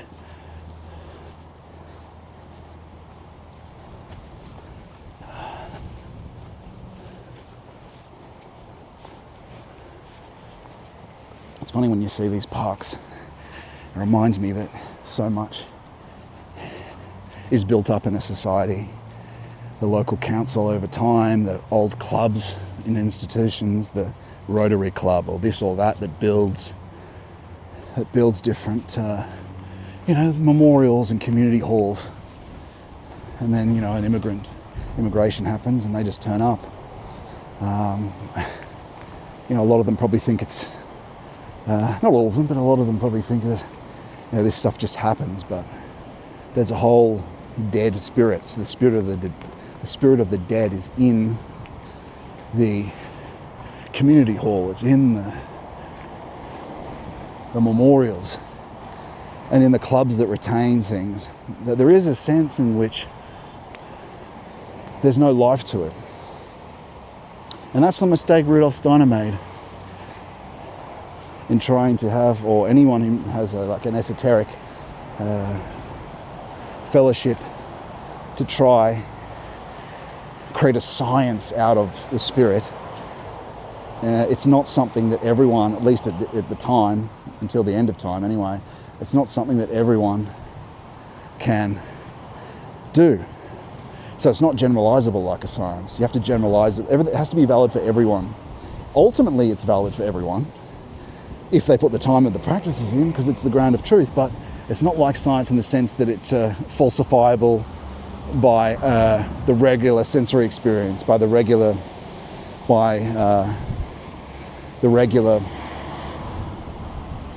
experiment. You can do it, but again, there's a reason why it can't be a science for that reason. And also, there's a crystallization that happens with the dead, like this dead structure. It is the spirit of the dead, but it's not a living tradition. When you try to crystallize a history and try to, there's a danger with ideas and the intellect when the people aren't constantly trying to transcend it personally, which is what a living tradition does. The liturgy, the divine liturgy, the liturgical calendar is not merely a historical thing, it's an archetypal presencing. Archetypal, again, lends itself to ideas. It's the presencing of collaboratively through the divine miraculous of the priest who is the body and blood of Christ. And the ceremonies are divine. They're divine art and divine miraculous. You could say sacred magic, but magic's a bit of a dirty word. Sacred miraculous is the best way to put it. And even Seraphim Rose, of course, says there are devil miracles that are, as Nick Land might describe as hyperstition, which it's a matter of the will. You can charge it up like a battery. It operates differently. You could call that magic, which a lot of people involve themselves with, but it's also as UFOs are, demons. They are illusory miracles, antediluvian monsters, they're illusory objects, which is what the empiricists need to take understanding of when they think that truth is the correspondence of the thing with the idea. Wrong, because you can have illusory objects. They are devilry miracles. The point is, you can, when people talk about sacred magic, and someone like Tom Berg like that, all it means is a miracle. And every liturgy is a miracle. The priest is collaborating with the Lord, and the Lord does the thing. All he does is he's like a conduit for the Lord's uncreated light. And the difference between that, a devilry miracle, is charged up like a battery. It's based on arbitrary will, only brought about. You're not a conduit, it's your own will. It's the arbitrary will. It's also called Faustian magic, devil miracles. But also sometimes it just comes from and is impelled from, which could be called collective magic. It's impelled from the unconscious, from the will to power, from the Will der Macht. Ziel der Macht. There's some things that are very... I've come to have an appreciation for German. But yeah, I should probably conclude that point, is that institutions need dissolving. You've got all these clubs that retain the capital that need to be removed of the money because it's satanic. It's the spirit of the dead rather than the spirit of the living, like a living tradition that retains things that in some sense shouldn't be retained, and the will of people from a different Victorian age, let's say. And that's why you should not give money to charities. Give it to the church. Give it to the Orthodox Church. Or to people trying to get people the essence of things, to creators. Charity is a negation of your own responsibility. You can give it to the poor. Pay your debts. You must pay your debts. In fact, that's an important moral... part of moral purification is paying your debts. You can be forgiven. The Lord will forgive you for... as long as you forgive others, will forgive you for the debts you've incurred. Let's say your trespasses. But might go see how many people are at this pub, and we can mess with the bit rate and then do another experiment. But yeah, giving to the poor is an important thing. But you individually, to one poor person, not a charity, or you could do a authentic Christian charity, I suppose. But the point is, you actually have to go through forgiveness yourself, not outsource the morality.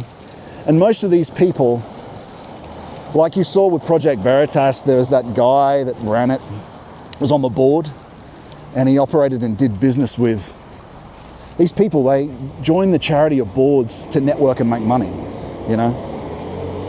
A lot of the time that's a big problem, but also it's a negation of responsibility. People like to outsource it so they don't have to personally, morally do anything. So give to the church, give to the poor directly. And how many charities are really just the egoistic, self-promoting.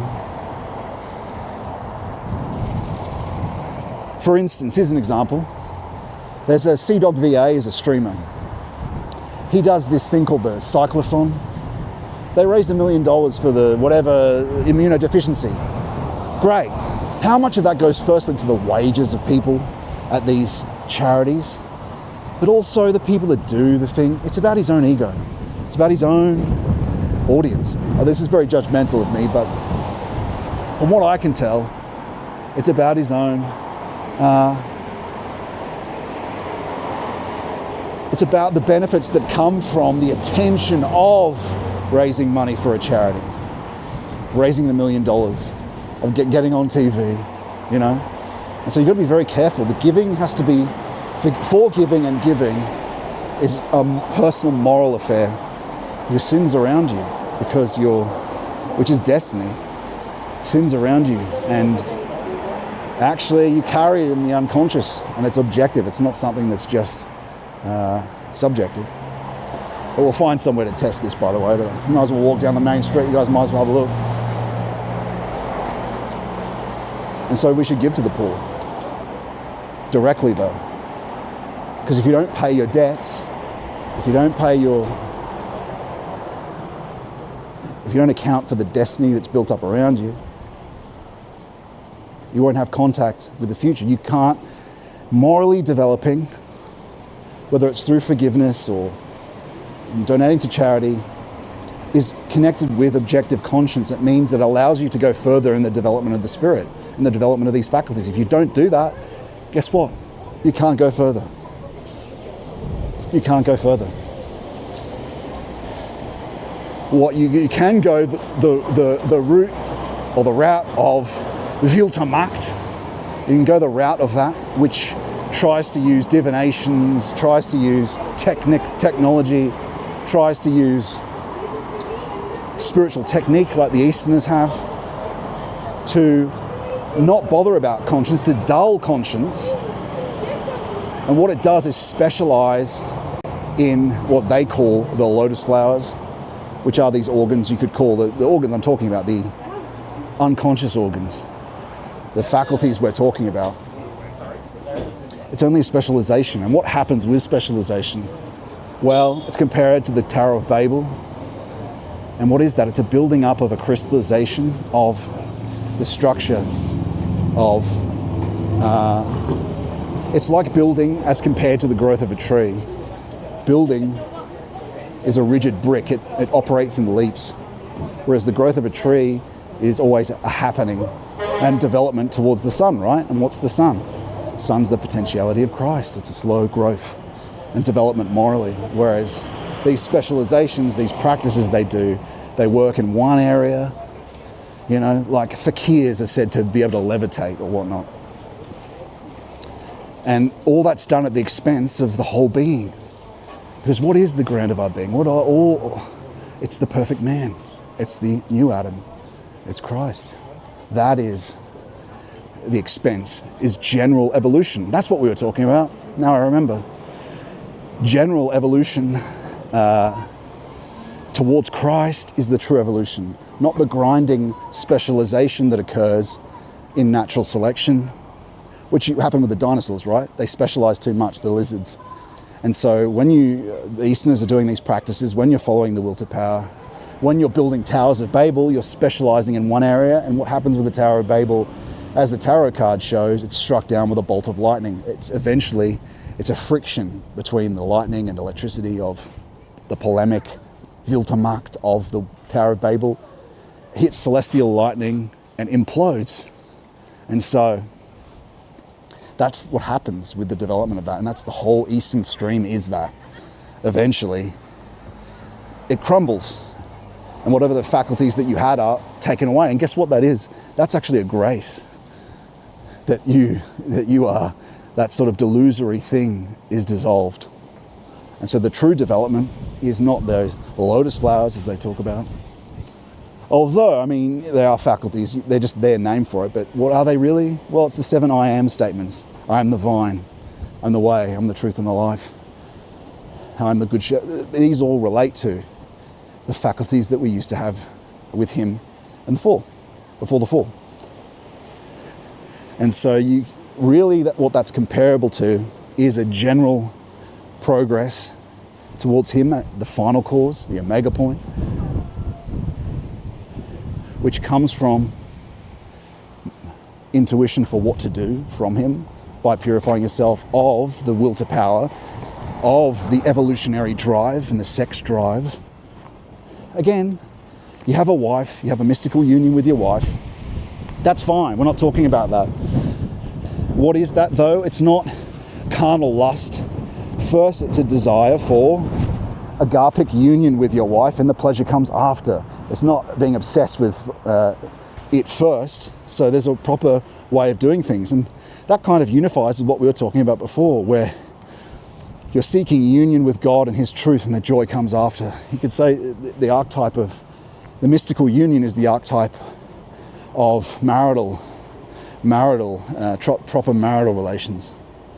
And of course, I'm sure you're a rich life in that area of marital relations is perfectly fine, as long as the archetype is remembered. with your wife. It's not merely a carnal affair. But where are we going in that? Evolution. So the will to act, that drive at the ground of essence of how humans, as they're brought up in life, how they develop. The will to act is nothing more than the grinding of evolution, nothing more of, and at the expense of the individual in many ways, as heredity tries to reproduce itself in the temporal. But luckily there's another drive, there's another divine instinct, which is not merely something of the lusts and desires of temporality, but the final cause, like we were talking about before, moving towards him. Getting a bit tired here, but what we might do, I'm going to need a drink. What we might do is, a bit dusty. I need to get a drink, maybe a Coke or something, and then we'll go to Medlow Bath. But first I'm going to see if I can increase the signal a little bit. Experiment with how that goes. Complete rip-off. Wow, COVID really did screw us up, didn't it? In inflation terms, ridiculous. Although if you're not Australian, the Australian dollar is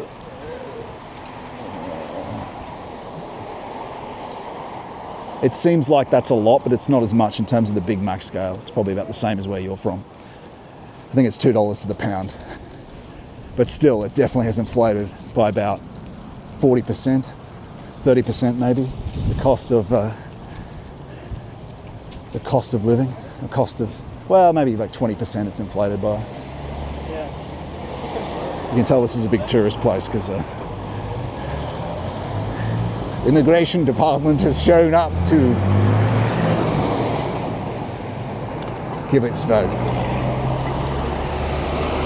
All right, so we're going to get on the train to Medlow Bath. And at Medlow Bath is, from memory this crossing takes a long time, at Medlow Bath is a Victorian bath, as in when you go to Bath, Bath as in the place in Britain. It used to be in Victorian times a place where people would come to get treatments. People would come to get also treatments like Jung knew, what was it called? Hydrotherapy, where they'd pour water over people that had mental illnesses and that sort of thing. But another treatment that they would do was radiotherapy, because at the height of the Victorian age, the most capital treatment that we had at the height of technology in the age of wonders was using radioisotopes to treat people. So they used to, radon, I think radon it was, and radon, I think it's beta, alpha, and I think it gives off the 3 different types of radiation. So you can imagine 10 years later or 5 years later, people who got that radiation therapy coming back with cancer. It's funny, isn't it, with all that discovery of technology and that physics brought about, such optimism and so many things like asbestos, like things like radioactive paint led to a lot of illnesses later on. Oh, there we go, done. Onward we go. And I'll check with you guys again after that to see if it's kind of cool this really when it's live streamed. It invites you guys into a voyeuristic observation of things that are going on because it's not recorded, but it's live. I think it adds something definitely to speaking about things of depth, to be able to go to interesting locations and places of depth at the same time. Also get out of hell world talking heads with podcast microphones and actually see if people can talk on the fly. You, in a sense, know if the Logos is with someone, as if they can't only string together. Anyone can really concentrate with the Ziel to Macht and create a propositional structure and an impelling theory and then perform that written speech, but can they talk about it live? You get a sense that someone knows something when they actually talk about it or talk about it live. Else, do they really know it? Because you can memorize it. You can, anyone can do that. And that's a way of seeing how well people are impelled from the right places. Because it tells if they've got substance with them. If you don't have true substance, which is Christ, of course, then when you put someone under pressure to articulate live, they fall apart because they don't have substance. So I think it's a good determiner of that. It's a good criterion. So all these people on the E-right that we know, it's a good way to see who's willing to speak live, who's willing to, an unprepared speech, who's willing to do that. Which one goes which way? But yeah, so we're going to Medlow Bath, and that way, I think, is the wrong way. It's around the other side of the station. Might as well have a look at this old Victorian station anyway.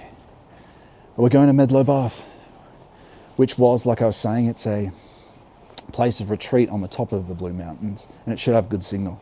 There's some really beautiful vistas out the window. I've wanted to actually do a live stream from there for a while, so hopefully it doesn't take too long for the next train to come through, and then we'll do it. This is really beautiful when it's in flower, all this stuff. Oh, there's a Rosetta over there. Beautiful, another beautiful Australian bird. Of all the places on earth, Australia has the richest birds and the richest bird song of incredible dynamics and incredible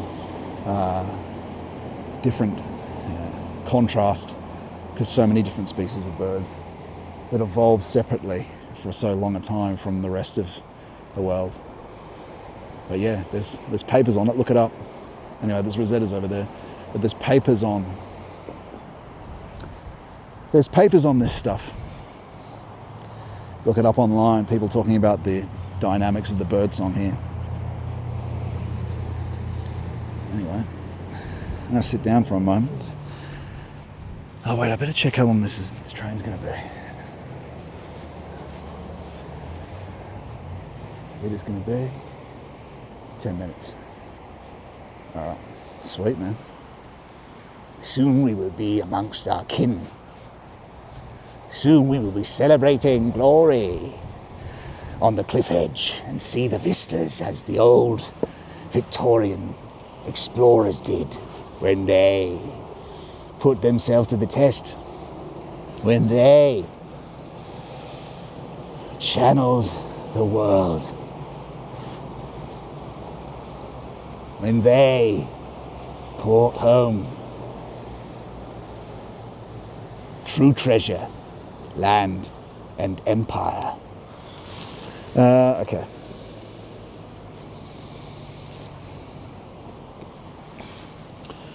All right.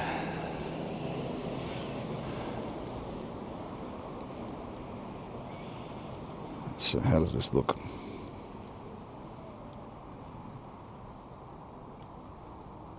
Yeah, it'll probably cut out on the train. He says, I've watched a few people stream outside, and if the stream doesn't cut out on the train, I'd be pretty shocked. Yeah, you're right, it will. But either way, the stream will keep going. I want to see what the vision looks like so far.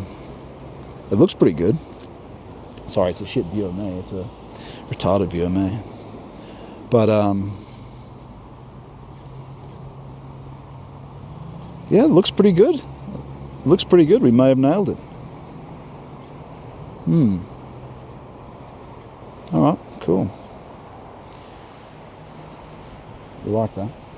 Happy days. There's always lots of tourists around. The Blue Mountains Trail, you can see. Although, people do hike up here. But they mostly go to Katoomba. Just going to have some caffeine. Or else we're not going to last. So we'll go to Medlow Bath. And so the stream will probably go for another hour, I think, before we finish it up for the day. And then I'll go back through it and see how all the problems were for next time, so it's much better next time. I need a break, so everyone just chill and look at these Rosettas.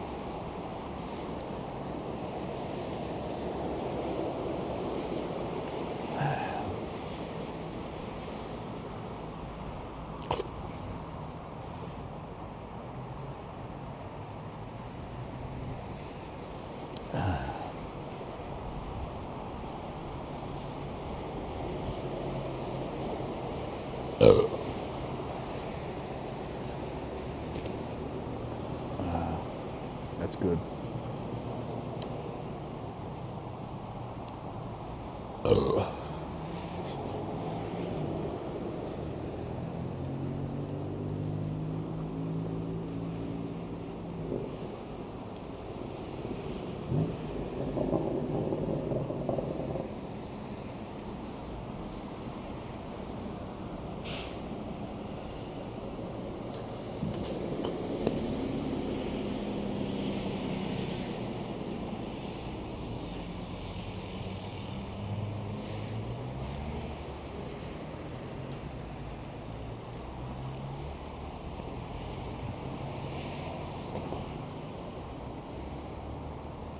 Someone just took a photo on the left-hand side, came and took a photo of them.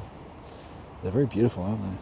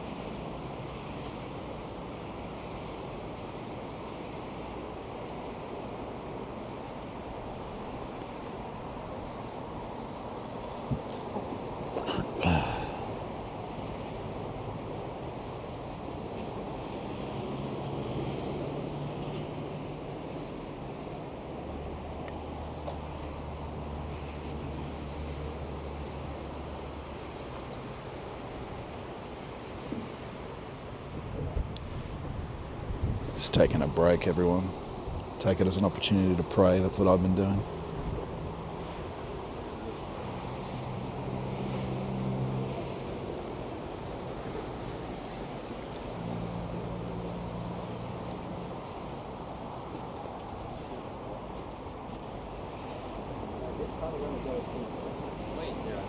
Wait, do we get gingerbread?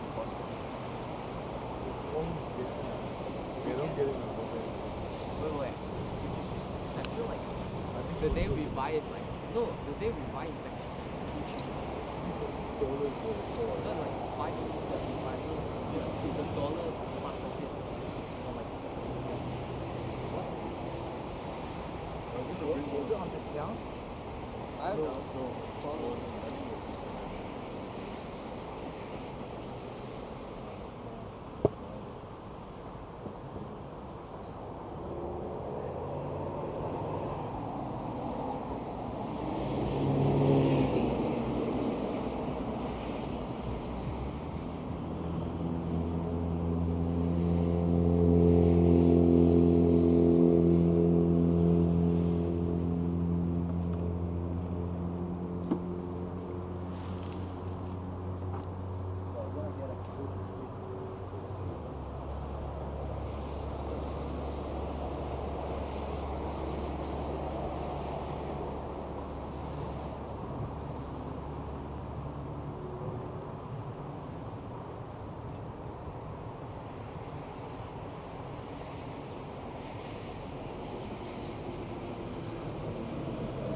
Here we are, guys. We're going to jump on the old train. Pretty empty. Going to be crowded on the way back, but it goes to show that getting on it early is the good way to do it. Anyway, it might break up here. But I'll see what we get to see if we go up the top here.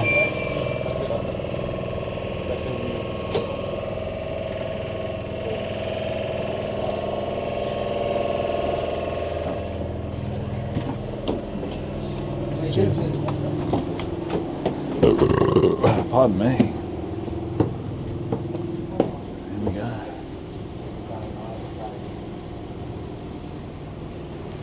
Perfect. This is a better way to look at it. Let me get it here.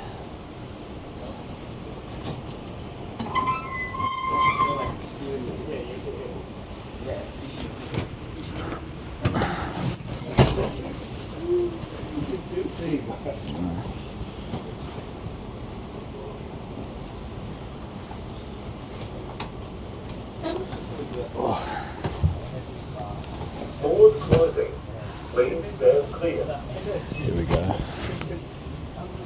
Someone's studying here to the left, so I can't actually talk too much. Might be a quiet train as well.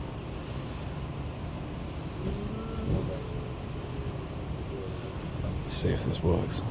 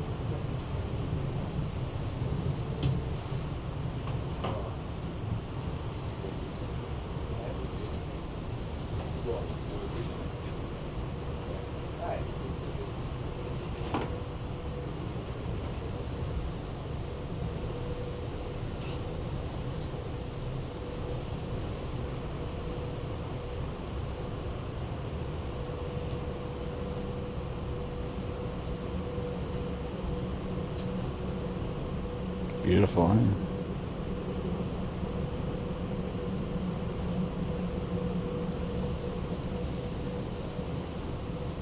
Oh wow, look at that. Still working for now.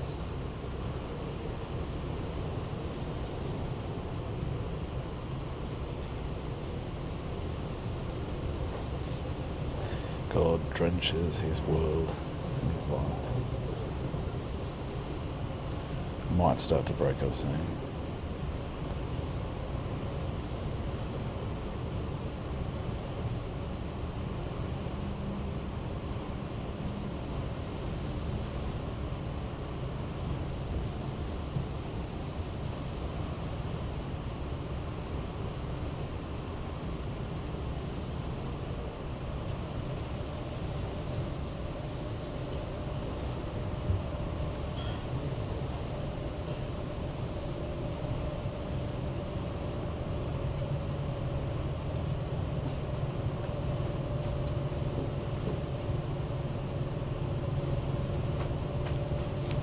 thought I'd talk, but we're on a quiet carriage, so I can't.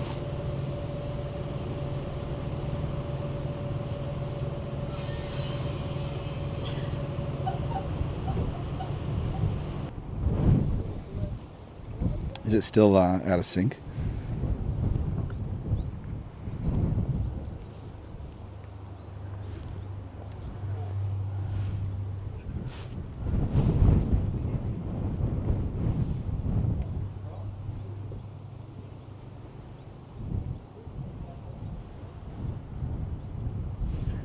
Yeah, there's this thought I had here. Well, if this is even working, I don't know if this is back online yet. It should be working. Wow, it looks pretty good on the stream. It does look pretty good. Not bad. When it's got good signal, it's nice and crisp. And so, wow, and the wide angle lens that's on this is pretty damn good. Pretty damn good, my friends. Pretty damn good. And I might as well jump in the frame with my handsome face. What was I going to say?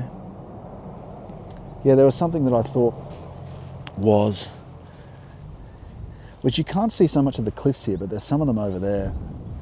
But something that I thought about this was what the explorers felt when they came to it.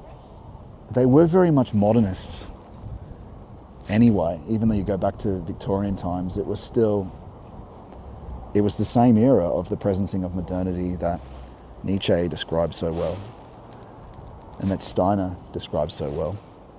And so you've got people going, from the modern perspective, even though they're Christian and they're still, though, materialistic. They're still materialist. But they must have thought here in Australia, in a completely undiscovered land, that they were some sense disclosing a prehistoric, almost antediluvian hell. Could you call it hell? Just a rugged, brutal landscape. Because the cliffs, you can't really see them very well, but when you go to certain spots in the Blue Mountains, you can see it's almost like some titan has ripped, like the Grand Canyon sort of.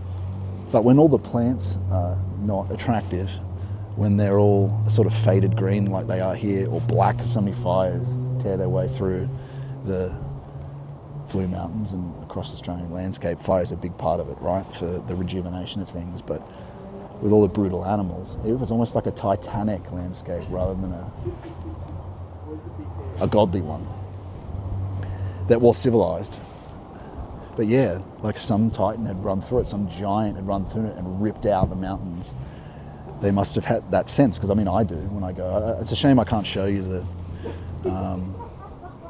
it's a shame I can't show you like Katoomba. We'll go back there some other time, but at least we can see this. But yeah, they must have felt like they were at the end of the earth. Imagine that, being sent to a penal colony, or even as an explorer like Cook or the First Fleet, coming out here over 9 months, no way back. And the Irish rebels, the people that tried to come back, they didn't have any political desires when they rebelled and almost took over the colony. They didn't have any political things, they just wanted a boat home. That's it. So, but they turned it into a paradise. This place now is pretty much well, it's being ruined, as we know, but it is pretty much a paradise. But yeah, they must have got the explorers when they came out here. They knew they were on the antipole. They knew they were on the other side of the map. You know that place that says, "Here there be dragons"? That was what the name of this country is, Terra Incognito, Terra Australis Incognito, which is later named, it's the unknown land of the South, right? And they knew it was the counterweight continent, if you want to quote Discworld. They knew it was the other side. You couldn't get further away than they were. Couldn't get more starkly almost no possibility of returning. And so yeah, that's just the vibes I got. They must have just, because they didn't know how far the land extended, because the maps just had nothing on them until they charted it and went around it with a boat. But the interior, they thought there was a friggin' ocean in the middle of it. And no one had been there. That's what it was like to... Even though they were materialists still, there was that unknown outside, at least, until it was all discovered. And that's the greatest fallacy of modern age. And even Nick Land talks about that, is that this arrogance of modern man after Victorian times, this arrogance of thinking that we've mapped everything, that there isn't an outside eternal, that there isn't a divine logos outside human logos, that there isn't of course, that there isn't God. We think we've mapped everything. It's the greatest trick that's ever been played, is that materialism, and then the coming false spirituality that's coming. But look at that, the sun's setting. We might as well just back off a bit so you can see it a bit better. Maybe we'll go down a little bit. Wow, incredible, right? It's almost like that shot from Lord of the Rings where it's looking over, you know, the cliff edges of Mordor, where there's that, obviously that's like the devil with Mordor, but the fire on the edge of the mountains. But that's what the explorers would have felt too, coming to the edge. Faustian man coming to the edge. Now Faustian man has mapped everything with his technology. But this was the edge for them back then. And then people think going into space is going to be the new age. It's not going to be the new age. In the sense that the true edge, the true unknown is Christ. The true outside, of course the known unknown, but the true future is Christ.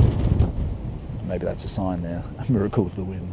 But the true place that Faustian man needs to go is, the final frontier is Christ.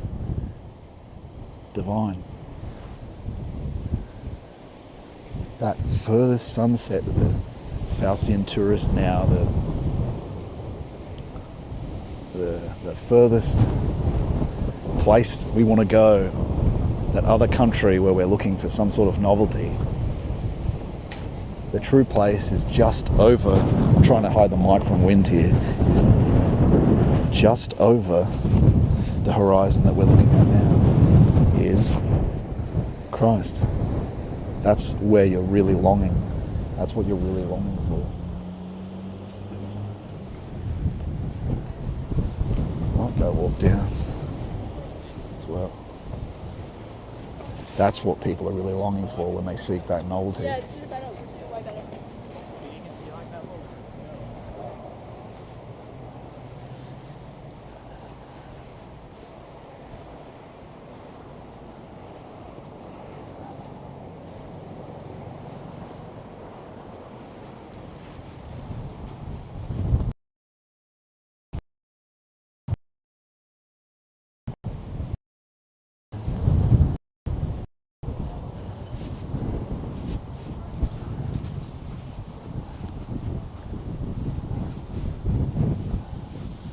Disturb this young lady. Walk to the left.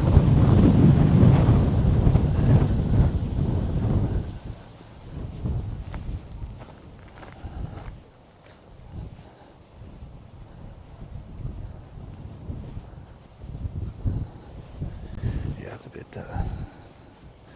Solitude is certainly hard to come by prior these days, so we'll walk a bit away from this young lady, because I know I wouldn't want my solitude ruined by me. Look, there's a chair down here for us. Oh no, mate, that might be someone else's property. We'll go a bit further down. Have a look.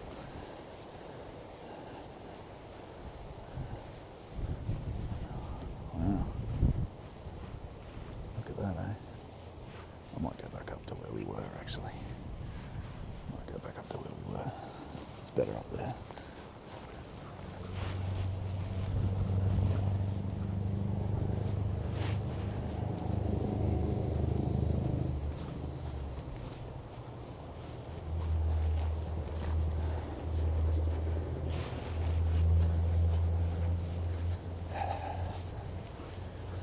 beautiful.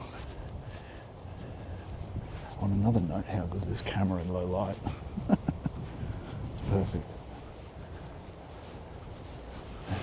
Perfect.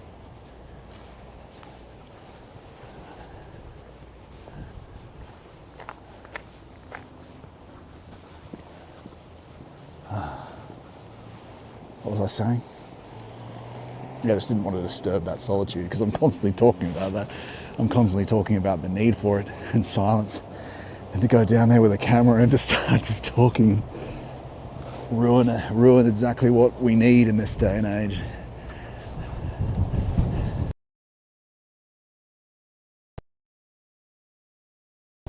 There's a good photo there.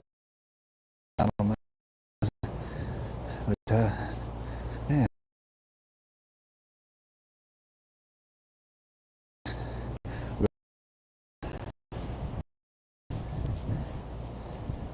Imagine an age where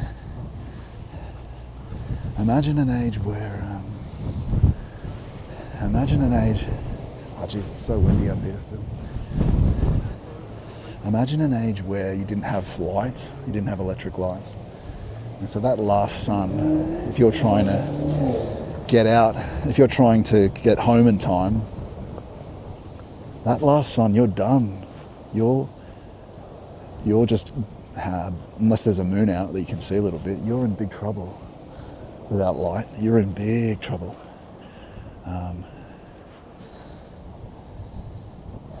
You notice that when you go out to the country, that once you get away from technology, it's actually quite important too to not drive your car everywhere. I don't even have a car anymore.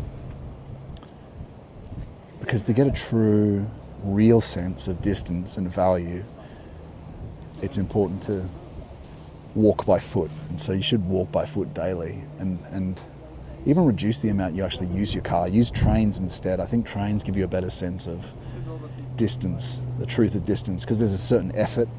You're kind of stuck in a location. You can't just extend your being with the will to power. You can't just extend your being with the technology, and that every whim can be obeyed when you have a car. You can jump in the car to go get food. There's a sense of removing that extension of you that has actually affects you in a negative way, which is light too. Having light, it's important to get an understanding of the experience of not having technology, not having light, to recognize what the true value of things are,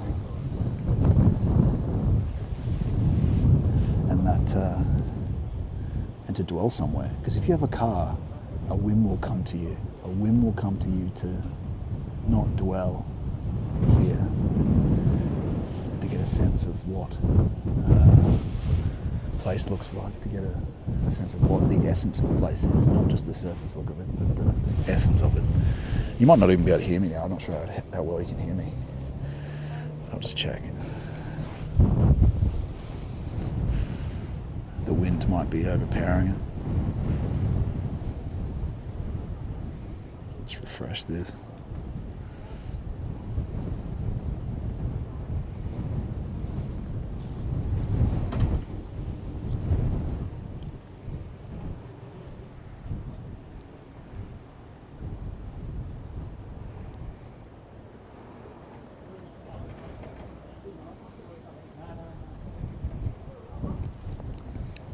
Yeah, it's good.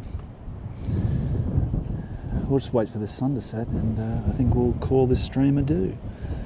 I bid you adieu, unknown friends. And yeah, as that gentleman just said, it is cold. But I bid you adieu, unknown friends. Whoops, I almost lost my hat there.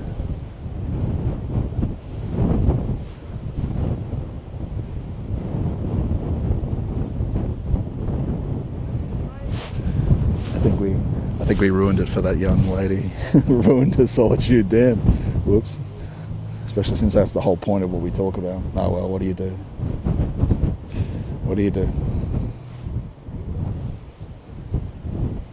Alright, that's it.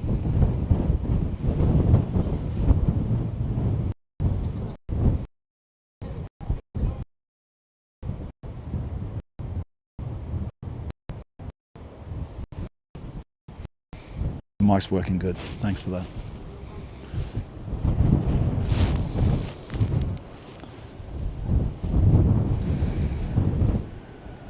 All right.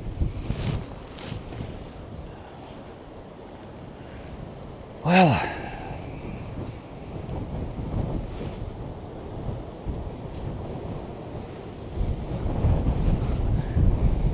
gosh, this is going to basically blow my hat off here.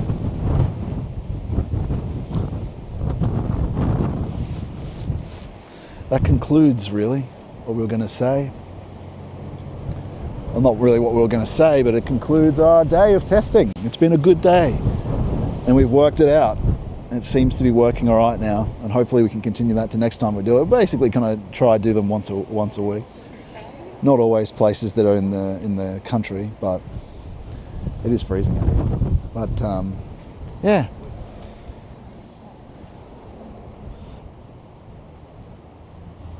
I'm going to bid you farewell, my friends. It's been a good day. Thanks for joining me. I'll see you guys next time. We'll do a lecture soon. We've got probably 2 more lectures on the Beatitudes to do. And then we're going to do a lecture on the difference between natural selection, evolution, and the grinding of the serpent, and the prodigal son, really. The difference between that and true development towards Christ, true evolution, you could call it, towards him. After that, the kingdom, the animal, the kingdom of man, the kingdom of the serpent, and the kingdom of God. Because there's a humanism between it. There's a contemplative humanism, which of course all the other religions were involved with. And that'll be the lecture after that, the next lecture we do. But yeah, so next week we'll do a lecture on the Beatitudes. But for now, yeah, we'll basically try to do it once a week, these IRL streams. But for now, God bless you, everyone. I hope you have a wonderful weekend.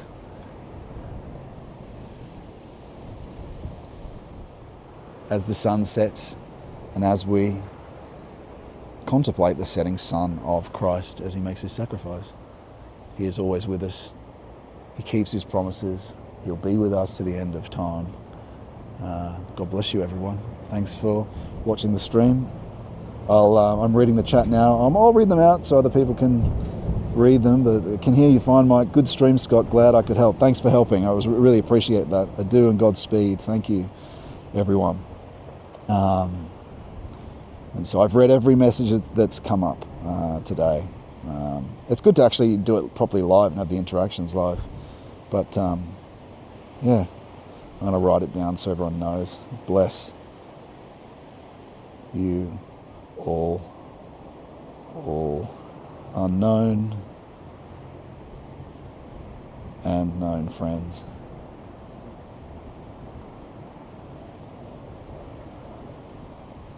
Send.